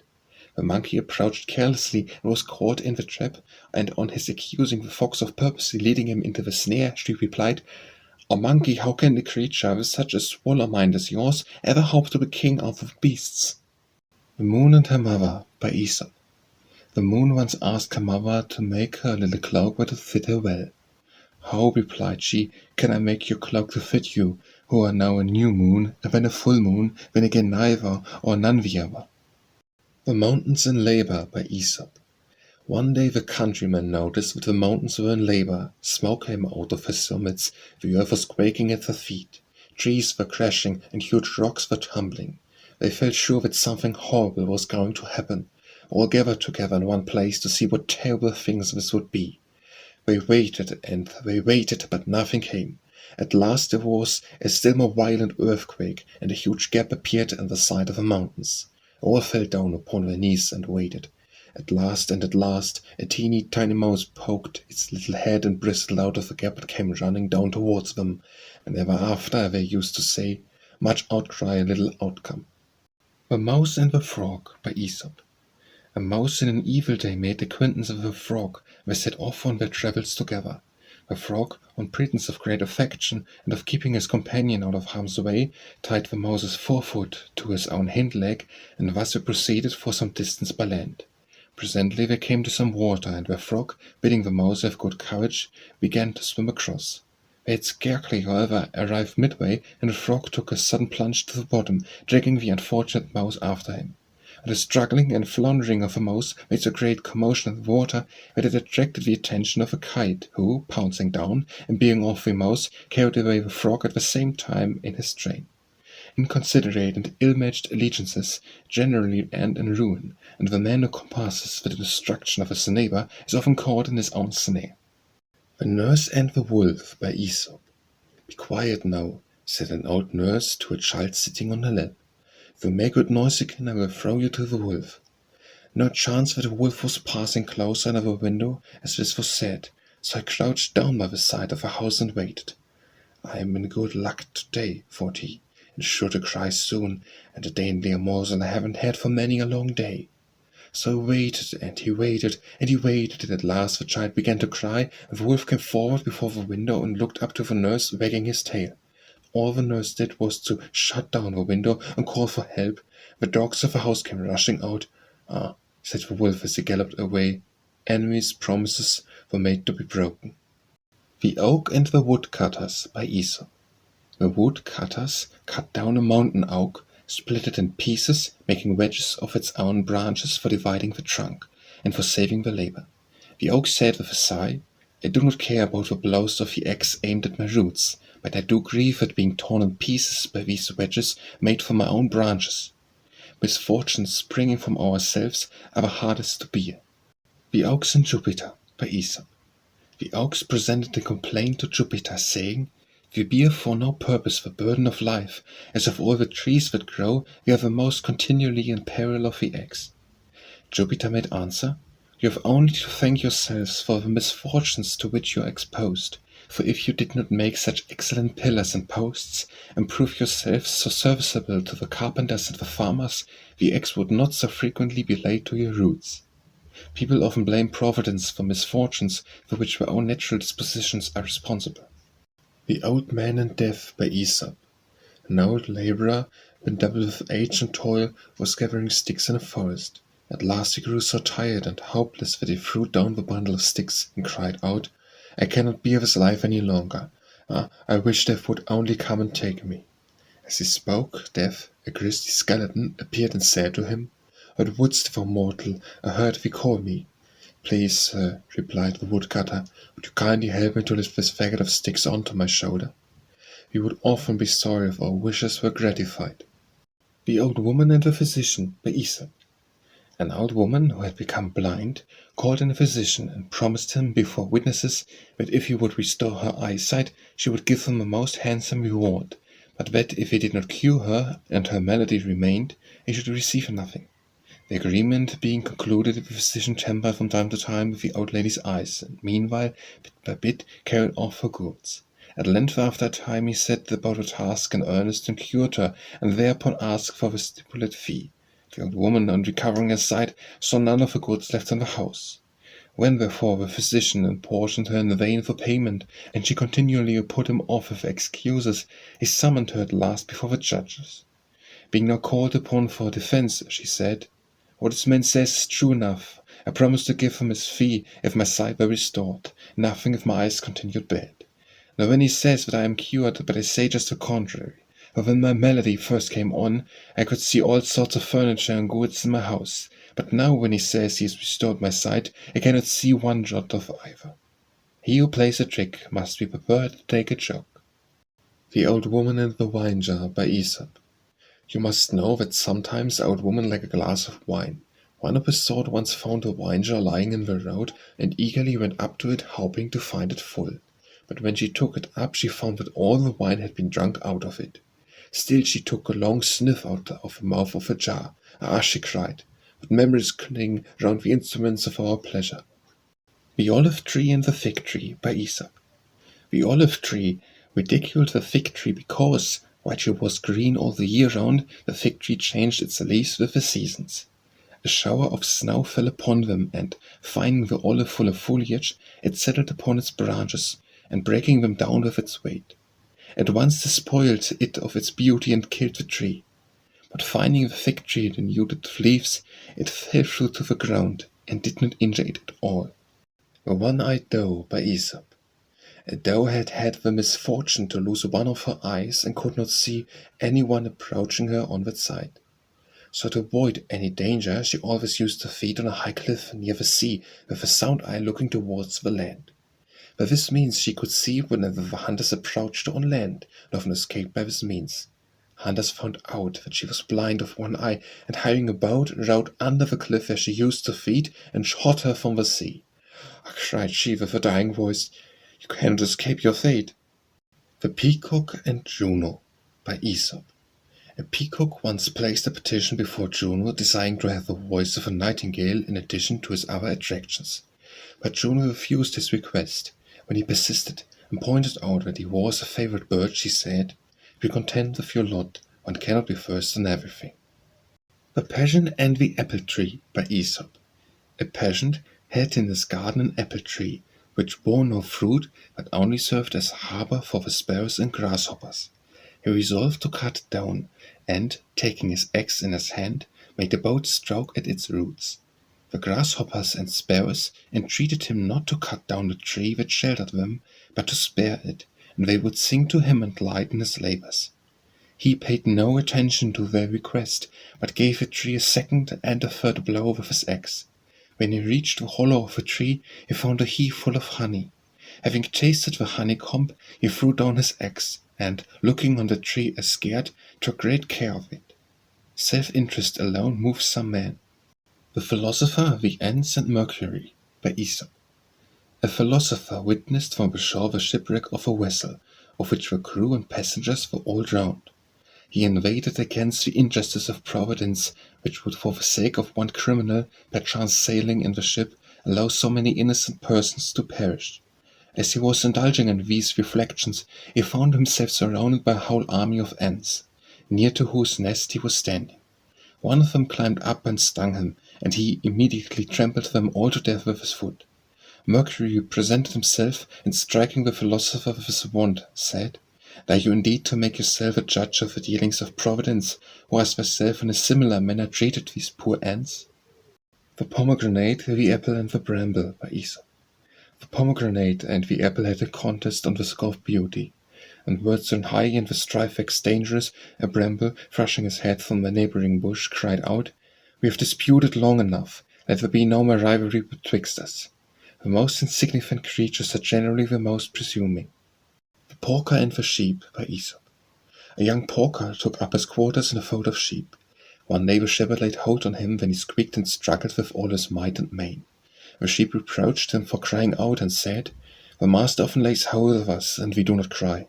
Yes, replied he, but our case is not the same, for he catches you for the sake of your wool, but he lays hold of me for my very life. The Prophet by Aesop. A wizard, sitting in the marketplace, told the fortunes of a passer-by. A person ran up in great haste, and announced to him that the doors of his house had been broken open, and that all his goods were being stolen. He sighed heavily, and hastened away as fast as he could run. A neighbour saw him running, and said, Oh, you fellow there, you say you can foretell the fortunes of others. How is it you didn't foresee your own? The Quack Frog by Aesop. A frog, emerging from the mud of a swamp, proclaimed to all the world that he was come to cure all diseases. Here, he cried, Come and see a doctor, the proprietor of medicines such as man never heard of before. No, not as Collier himself, Job's court physician. And how, said the fox, they accept to heal others, or not able to cure your own limping gait and blotched and wrinkled skin? The Raven and the Swan by Aesop. A raven envied a swan the whitest of a plumage, and thinking that its beauty was owing to the water in which he lived, he deserted the alphas where he used to find his livelihood, betook himself to the pools and streams. There he plumbed and dressed himself and washed his coat, all to no purpose. His plumage remained as black as ever, he himself soon perished for want of his usual food. Change of scene is not change of nature. A Rich Man and the Tanner by Aesop. A rich man lived near Tanner, and not being able to bear the unpleasant smell of a tanyard, he pressed his neighbor to go away. The tanner put off his departure from time to time, saying that he would remove soon. But as he still continued to stay, it came to pass, as time went on, the rich man became accustomed to the smell, and feeling no manner of inconvenience, made no further complaints. The Rivers and the Sea by Aesop. Once upon a time the rivers combined against the sea, and going in a body accused her, saying, "Why is it that when the river pours our waters into you so fresh and sweet, you straightway render them salt and unpalatable?" The sea, observing the temper in which they came, merrily answered, "If you do not wish to become salt, please keep away from me altogether." Those who are most benefited are often the first to complain. The Serpent and the File by Aesop. A serpent in the course of its wandering came into an armor shop. As he glided over the floor, he felt his skin pricked by a file lying there. In rage he turned around upon it and tried to dart his fangs into it, but he could do no harm to heavy iron, and it soon to give over his wrath. It is used as attacking the insensible. The Shepherd and the Sea by Aesop. A shepherd moved down his flock to feed near the shore. Beholding the sea lying in a smooth and breathless calm, he was seized with a strong desire to sail over it. He sold all his sheep and bought a cargo of dates, and loaded the vessel and set sail. He had not gone far when a storm arose. His ship was wrecked, and his dates and everything lost, and he himself with difficulty escaped to land. Not long after, when the sea was again calm, and one of his friends came up to him and was admiring its repose, he said, "Have a care, my good fellow, of its smooth surface. It is only looking out for your dates." The Shepherd and the Sheep by Aesop. A shepherd, driving his sheep to a wood, saw an oak of unusual size, full of acorns, and spreading his cloak under the branches, he climbed up into the tree and shook down the acorns. The sheep, eating the acorns, inadvertently frayed and tore the cloak. The shepherd, coming down and seeing what was done, said, "O you most ungrateful creatures! You provide wool to make garments for all other men, but you destroy the clothes of him who feeds you." The Shepherd and the Wolf by Aesop. A shepherd once found the whelp of a wolf, and brought it up, and after a while taught it to steal lambs from the neighboring flocks. The wolf, having shown himself an apt pupil, said to the shepherd, "Since you have taught me to steer, you must keep a sharp look-out, or you will lose some of your own flock." The Shepherd's Boy by Aesop. There was once a young shepherd boy who tended his sheep at the foot of a mountain near a dark forest. It was rather lonely for him all day, so he thought upon a plan by which he could get a little company and some excitement. He rushed down towards a village, calling out, "Wolf, wolf!" and the villagers came out to meet him, and some of them stopped with him for a considerable time. This pleased the boy so much that a few days afterwards he tried the same trick, and again the villagers came to his help. But shortly after this the wolf actually did came out of the forest and began to worry the sheep. And the boy of course cried out, "Wolf, wolf!" still louder than before.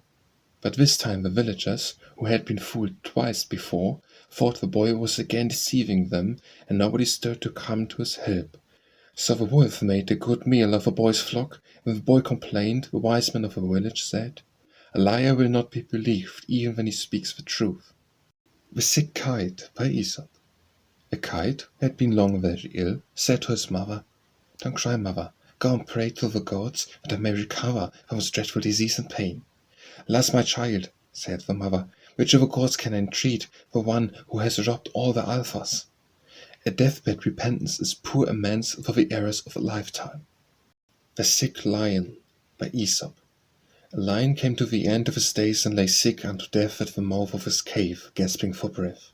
The animals, his subjects, came around him and drew near as he grew more and more helpless. When they saw him on the point of death, they thought to themselves, "Now's the time to pay off old grudges." So the boar came up and drove at him with his tusks. Then the bull gored him with his horns. Still the lion lay helpless before them. So the ass, feeling quite safe from danger, came up, and turning his tail to the old lion, kicked up his heels into his face. "This is a double death," growled the lion. "Only cowards insult dying majesty." The Sick Stag by Aesop. A stag that had been fallen sick lay down on the rich herbage of a lawn, close to a woodside, which you might obtain an easy pasturage. But so many of the beasts came to see her, for she was a good sort of neighbor, with one taking a little and another a little, they ate up all the grass in the place. So, though recovering from her disease, she pined for want, in the end lost both her substance and her life. The Spendthrift and the Swallow by Aesop. A young man, a great spendthrift, had run through all his patrimony and had but one good cloak left. He happened to see a swallow which had appeared before its season, skimming along a pool and twittering gaily. He supposed that summer had come, and went and sewed his cloak. Not many days after, the winter having set in again, with renewed frost and cold, he found the unfortunate swallow lifeless on the ground, and said, "Unhappy bird, what have you done? By thus appearing before the springtime, you have not only killed yourself, but you have wrought my destruction also." The Swallow and the Other Birds by Aesop. It happened that a countryman was sowing some hemp seed in a field, where a swallow and some other birds were hopping about picking up their food. "Beware of that man," quoth the swallow. "Why, what is he doing?" said the other. "That is hemp seed he is sowing. Be careful to pick up every one of the seeds, or else you will repent it." The birds paid no heed to the swallow's words, and by the hemp grew up and was made into cord, and the cord's nests were made, and many a bird that had despised the swallow's advice was caught in nests made out of that very hemp. "What did I tell you?" said the swallow. "Destroy the seed of evil, or it will grow up to your ruin." The Swallow and the Raven by Aesop. The swallow and the raven contended which was the finer bird. The raven ended by saying, "Your beauty is but for the summer, but mine will stand many winters." Durability is better than show. The Swallow and the Chancery by Aesop. A swallow had built her nest under the eaves of the court of justice. Before her young ones could fly, a serpent gliding out of his hole ate them all up. When the poor bird returned to her nest and found it empty, she began a pitiable wailing, but the neighbor suggesting, by way of comfort, that she was not the first bird who had lost her young. "True," she replied, "but it is not only my little ones that I mourn, but that I should have been wronged in that very place where the injured fly for justice." The Swollen Fox by Aesop. A fox, very much famished, seeing some bread and meat left by shepherds in the hollow of an oak, crept into the hole and made a hearty meal. When he finished, he was so full that he was not able to get out, and began to groan and lament very sadly. Another fox passing by heard his cries, and coming up, inquired the cause of his complaining. On learning what had happened, he said to him, "You will have to remain there, my friend, to become such as you were when you crept in, when you will easily get out." Tortoise and the Birds by Aesop. Tortoise decided to change its place of residence, so asked an eagle to carry him to its new home, promising her a rich reward for her trouble. The eagle agreed and seized the tortoise by the shelf of her talons, soared aloft. On their way they met a crow, who said to the eagle, "Tortoise is good eating, the shell is too hard," said the eagle in reply. "Rocks will soon crack the shell," was the crow's answer, and the eagle, taking the hint, let fall the tortoise on a sharp rock, and the two birds made a hearty meal of the tortoise. Never so aloft on an enemy's pinions. The Town Mouse and the Country Mouse by Aesop. Now you must know that the Town Mouse once upon a time went on a visit to his cousin in the country. He was rough and ready with his cousin, but he loved his town friend and made him heartily welcome. Beans and bacon, cheese and bread were all he had to offer, but he offered them freely. The Town Mouse rather turned up his long nose at this country fare and said, "Cannot understand, cousin, who can put up with such poor food as this, but of course you can expect anything better in the country. Come you with me and I will show you how to live. When you have been in the town a week, you will wonder how you could ever have stood the country life." No sooner said than done. The two mice set off for the town and arrived at the town's mounts residence late at night. "You will want some refreshment after our long journey," said the polite town mouse, and took his friend into the grand dining room. There they found the raiments of a fine feast, and soon the two mice were eating up jellies and cakes and all that was nice. Suddenly they heard growling and barking. "What is that?" said the country mouse. "It is only the dogs of the house," answered the other. "Only," said the country mouse. "I do not like that music at my dinner." Just at that moment the door flew open, into came two huge mastiffs, and the two mice had to scamper down and run off. "Goodbye, cousin," said the country mouse. "What, going so soon?" said the other. "Yes," he replied. "Better beans and bacon and peas than cakes and elegant fee." The Traveller and Fortune by Aesop. The traveller, wearied with a long journey, lay down overcome with fatigue on the very brink of a deep well. Being within an inch of falling into the water, Dame Fortune, it is said, appeared to him, and waking him from his slumber, thus addressed him: "Good sir, pray wake up, for had you fallen into the well, the blame will be thrown on me. I should get an ill name among mortals, for I find that men are sure to impute the calamities to me, however much by their own folly they have really brought them on themselves. Every one is more or less master of his own fate." The Travellers and the Hatchet by Aesop. Two men were travelling along the same road, when one of them, picking up a hatchet, cries, "See what I have found!" "Do not say I," says the other, "but we have found." After a while up came the man who had lost the hatchet, and charged the man who had it with the theft. "Alas," says he to his companion, "we are undone." "Do not say we," replies the other, "but I am undone, for he that will not allow his friend to share the prize must not expect him to share the danger." The Travellers and the Plane Tree by Aesop. Some travellers on a hot day in summer, oppressed with a noontide sun, perceived a plane tree near at hand, made straight for it, and throwing themselves on the ground, rested under its shade. Looking up as they lay towards the tree, they said one to another, "What a useless tree to man is this barren plain!" But the plane tree answered them, "Ungrateful creatures, at the very moment that you are enjoying benefit from me, you rail at me as being good for nothing. Ingratitude is as blind as it is base." The Tree and the Reed by Aesop. "Well, little one," said a tree to a reed that was growing at its foot, "why do you not plant your feet deeply in the ground and raise your head boldly in the air as I do?" "I am contented with my lot," said the reed. "I may not be so grand, but I think I am safer." "Safe!" sneered the tree. "Who shall pluck me up by the roots or blow my head to the ground?" But it soon had to repent of its boasting, for a hurricane arose which tore it up from its roots and cast the useless log on the ground, where the little reed, bending to the force of the wind, soon stood upright again when the storm had passed over. Obscurity often brings safety. The Trumpeter taken prisoner by Aesop. A trumpeter during a battle ventured too near the enemy and was captured by them. They were about to proceed to put him to death when he begged them to hear his plea for mercy. "I do not fight," said he, "and indeed carry no weapons, I only blow this trumpet, and surely that cannot do harm you. And why should you kill me?" "You may not fight yourself," said the others, "but you encourage and guide your men to the fight. Words may be deeds." The Two Crabs by Aesop. One fine day 2 crabs came out from their home to take a stroll on the sand. "Child," said the mother, "you are walking very ungraceful. You should accustom yourself to walking straight forward without twisting from side to side." "Pray, mother," said the young one, "do but set the example yourself, and I will follow you. Example is the best precept." The Two Dogs by Aesop. A man had 2 dogs, a hound trained to assist him in his sports, and a house dog taught to watch the house. When he returned home after a good day's sport, he always gave the house dog a large share of his spoil.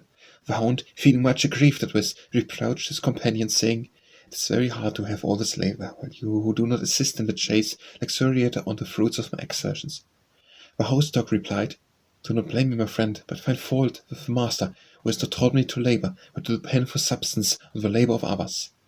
Children are not to be blamed for the faults of their parents." The Two Fellows and the Bear by Aesop. 2 fellows were travelling together through a wood, when a bear rushed out upon them. One of the travellers happened to be in front, and seized hold of a branch of a tree and hid himself among the leaves. The other, seeing no help for it, threw himself flat down upon the ground, his face in the dust. The bear, coming up to him, put his muzzle close to his ear and sniffed. But at last, with a growl, he shook his head and slouched off, for bears were not taught dead meat. Then the fellow in the tree came down to the comrade and, laughing, said, "What was it that Master Bruin whispered to you?" "He told me," said the other, "never trust a friend who deserts you at a pinch." The Two Pots by Aesop. 2 pots, one of earthenware, the other of brass, were carried down a river in a flood. The brazen pot begged his companion to keep by his side, and he would protect him. "Thank you for your offer," said the earthen pot, "and that is just what I am afraid of. You will only keep at a distance, may float down in safety, but should we come in contact, I am sure to be the sufferer. Avoid too powerful neighbors, for, should there be a collision, the weakest goes to the wall." The Two Pots by Aesop. 2 pots had been left on the bank of a river, one of brass and one of earthenware. The tide rose, they both floated off down the stream. Now the earthenware pot tried its best to keep aloof from the brass one, which cried out, "Fear nothing, friend, I will not strike you." "But I may come in contact with you," said the other. "If I come too close, and if I hit you, or you hit me, I shall suffer for it. The strong and the weak cannot keep company." The Two Wallets by Aesop. Every man carries 2 wallets, one before and one behind, and both full of faults. But the one before is full of his neighbor's faults, the one behind of his own. Thus it happens that men are blind to their own faults, but never lose sight of their neighbors. The Vine and the Goat by Aesop. There was a vine teeming with ripe fruit and tender shoots. And a wanton goat came up and gnawed the bark and browsed upon the young leaves. "I will revenge myself on thee," said the vine, "for this insult. For when in a few days you are brought as a victim to the altar, the juice of my grapes shall be the dew of death upon thy forehead. Retribution for late comes at last." The Walnut Tree by Aesop. A walnut tree, standing by the roadside, bore an abundant crop of fruit. The passers-by broke its branches with stones and sticks for the sake of the nuts. A walnut tree piteously exclaimed, "Wretched me, and those who might yield from the fruit should pay me with these painful requitals." There many thoughtless people return only evil for good. The War-Horse and the Miller by Aesop. A war-horse, feeling the infirmities of age, betook him to a mill instead of going out to battle. But when he was compelled to grind instead of serving in the wars, he bewailed his change of fortune, and called to mind his former state, saying, "Ah, miller, I had indeed to go accompanying before, but I was above from counter to tail, a man went along to groom me, and now I cannot tell what ailed me to prefer the mill before the battle." "Stop," said the miller to him, "harping on what used to be, for it is the common lot of mortals to sustain the ups and downs of fortune." The Wasp, the Partridges, and the Farmer by Aesop. The wasp and the partridges, overcome with thirst, came to a farmer and besought him to give them some water to drink. They promised amply to repay him the favor which they asked. The partridges declared that they would dig around his vines and make them produce finer grapes. The wasp said that they would keep guard and drive off thieves with their stings. The farmer, interrupting them, said, "I have already 2 oxen, who, without making any promises, do all these things. Surely better for me to give the water to them than to you." The Widow and the Hen by Aesop. A widow kept a hen that laid an egg every morning. Thought the woman to herself, "If I double my hen's allowance of barley, she will lay twice a day."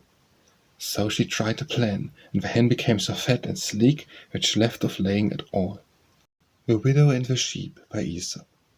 There was a certain widow who had an only sheep, and, wishing to make the most of his wool, she sheared him so closely that she cut his skin as well as his fleece. The sheep, smarting under this treatment, cried out, "Why do you torture me thus? Out of my blood add to the weight of the wool? If you want my flesh, then send for the butcher, who will put me out of my misery at once. If you want my fleece, send for a shear, who will clip my wool without drawing my blood." Middle measures are often but middling measures. The Wild Boar and the Fox by Aesop. A wild boar was whetting his husk against a tree, and a fox came by asking why he did so.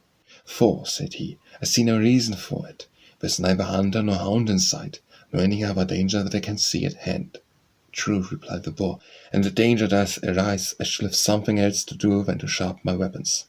It is too late to whet the sword, and the trumpet sounds to draw it." The Wind and the Sun by Aesop.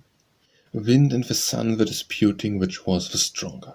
Suddenly they saw a traveller coming down the road, and the sun said, "I see a way to decide our dispute. Whichever of us can cause the traveller to take off his cloak shall be regarded as the stronger. You begin." So the sun retired behind a cloud, and the wind began to blow as hard as it could upon the traveller. The harder he blew, the more closely did the traveller wrap his cloak around him.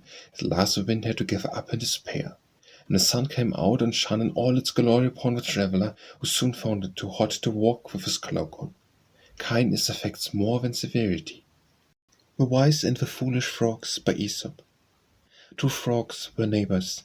The one inhabited a deep pond, far removed from public view. The other lived in a gully containing little water, traversed by a country road.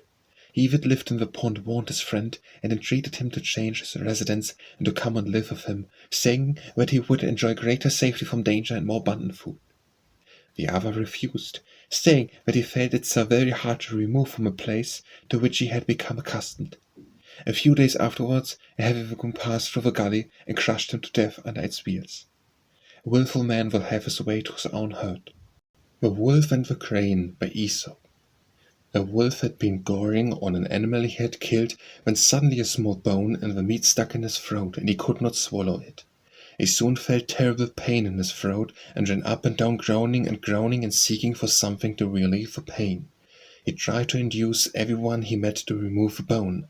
"I would give anything," said he, "if you could take it out." At last the crane agreed to try, and told the wolf to lie on his side and open his jaws as wide as he could. When the crane put its long neck down the wolf's throat, and with its beak loosened the bone, till at last it got it out. "Will you kindly give me the reward you promised?" said the crane. The wolf grinned and showed his teeth and said, "Be content. You have put your head inside the wolf's mouth and taken it out again in safety. It ought to be reward enough for you. Gratitude and greed go not together." The Wolf and the Goat by Aesop. A wolf, seeing a goat feeding on the brow of a high precipice where he could not climb at her, besought her to come down lower, for fear she would miss her footing at the dizzy height. "And moreover," said he, "the grass far sweeter and more abundant here below." But the goat replied, "Excuse me, it is not for my dinner that you invite me, but for your own." The Wolf and the Horse by Aesop. As the wolf was roaming over a farm, he came to a field of oats, but not being able to eat them, he left them and went his way. Presently, meeting with a horse, he bade him come with him into the field. "For," said he, "I found some capital oats. I have not tasted one, but have kept them all for you, for the very sound of your teeth is music to my ear." The horse replied, "A pretty fellow, if wolves were able to eat oats. I suspect you would not have preferred your ears to your appetite. Little thanks are due to him who only gives away what is of no use to himself." The Wolf and the Kid by Aesop. A kid was perched up on the top of a house, and looking down saw a wolf passing under him. Immediately began to hurl and attack his enemy. "Murder and thief!" he cried. "What do you here in the honest folks' houses? How dare you make an appearance when your vile deeds are known?" "Curse away, my young friend," said the wolf. "It is easy to be brave from a safe distance." The Wolf and the Lamb by Aesop. Once upon a time a wolf was lapping at a spring on a hillside, when, looking up, what should he see but a lamb just beginning to drink a little lower down. "Where's my supper?" thought he, "if only I can find some excuse to seize it." When he called out to the lamb, "How dare you muddle the water from which I am drinking?" "Nay, master, nay," said Lambikin, "if the water be muddy up there, I cannot be the cause of it, for it runs down from you to me." "Well then," said the wolf, "why did you call me bad names this time last year?"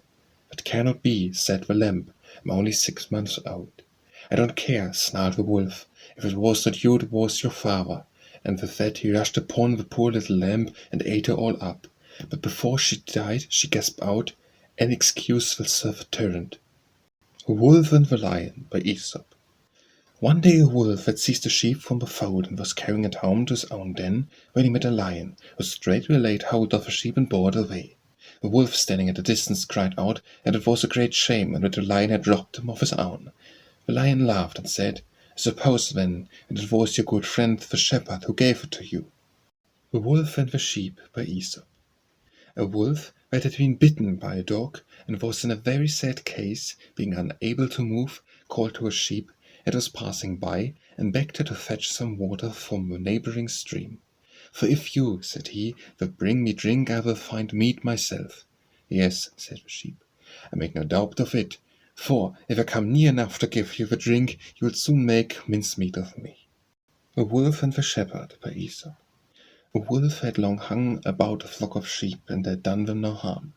The shepherd, however, had his suspicions, and for a while was always on the lookout against them as an avowed enemy. But when the wolf continued for a long time following in the train of his flock, without the least attempt to annoy them, he began to look upon him more as a friend than a foe. Having one day occasion to go into the city, he entrusted the sheep to his care. The wolf no sooner saw his opportunity than he forthwith fell upon the sheep and worried them. The shepherd, on his return, seeing his flock destroyed, exclaimed, "Fool that I am, yet I deserved no less for trusting my sheep with a wolf. There is more danger from a pretended friend and from an open enemy." The Wolf and the Shepherds by Aesop. A wolf, looking into a hut, and seeing some shepherds comfortably regaling themselves on a joint of mutton. "Ah, pray row," said he, "who these men have made if they had caught me at such a supper. Men are too apt to condemn in others the very things that they practice themselves." The Wolf in Sheep's Clothing by Aesop. A wolf found great difficulty in getting at the sheep, owing to the vigilance of a shepherd and his dogs. But one day it found the skin of a sheep that had been flayed and thrown aside, so it put it on over its own pelt and strode down among the sheep. The lamb that belonged to the sheep, whose skin the wolf was wearing, began to follow the wolf in the sheep's clothing. So, leading the lamb a little apart, he soon made a meal of her, and for some time he succeeded in deceiving the sheep and enjoying hearty meals. Appearances are deceptive.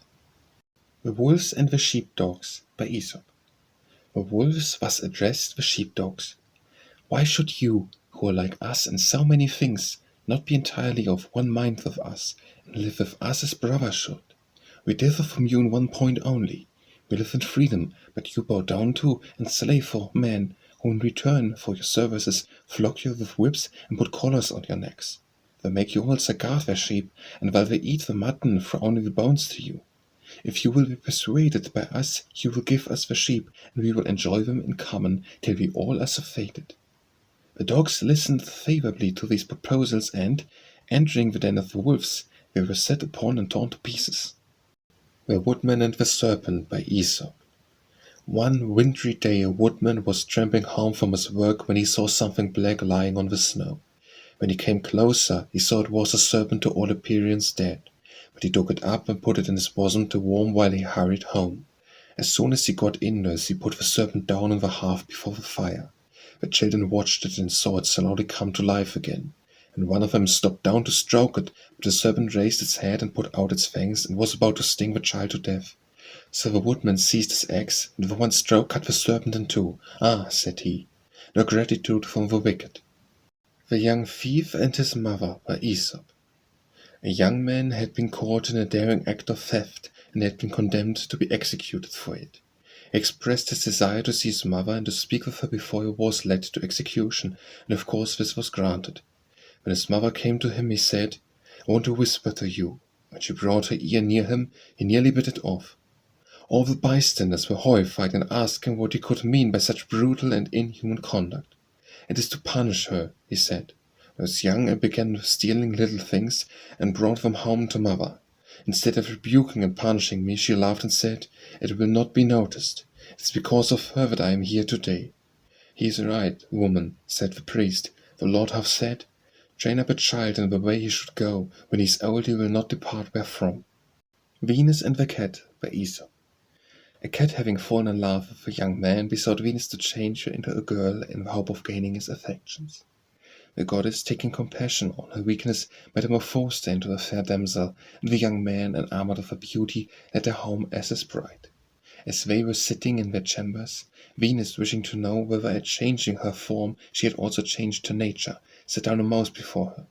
The girl, forgetful of her new condition, started from her seat and pounced upon the mouse as if she would have eaten it on the spot.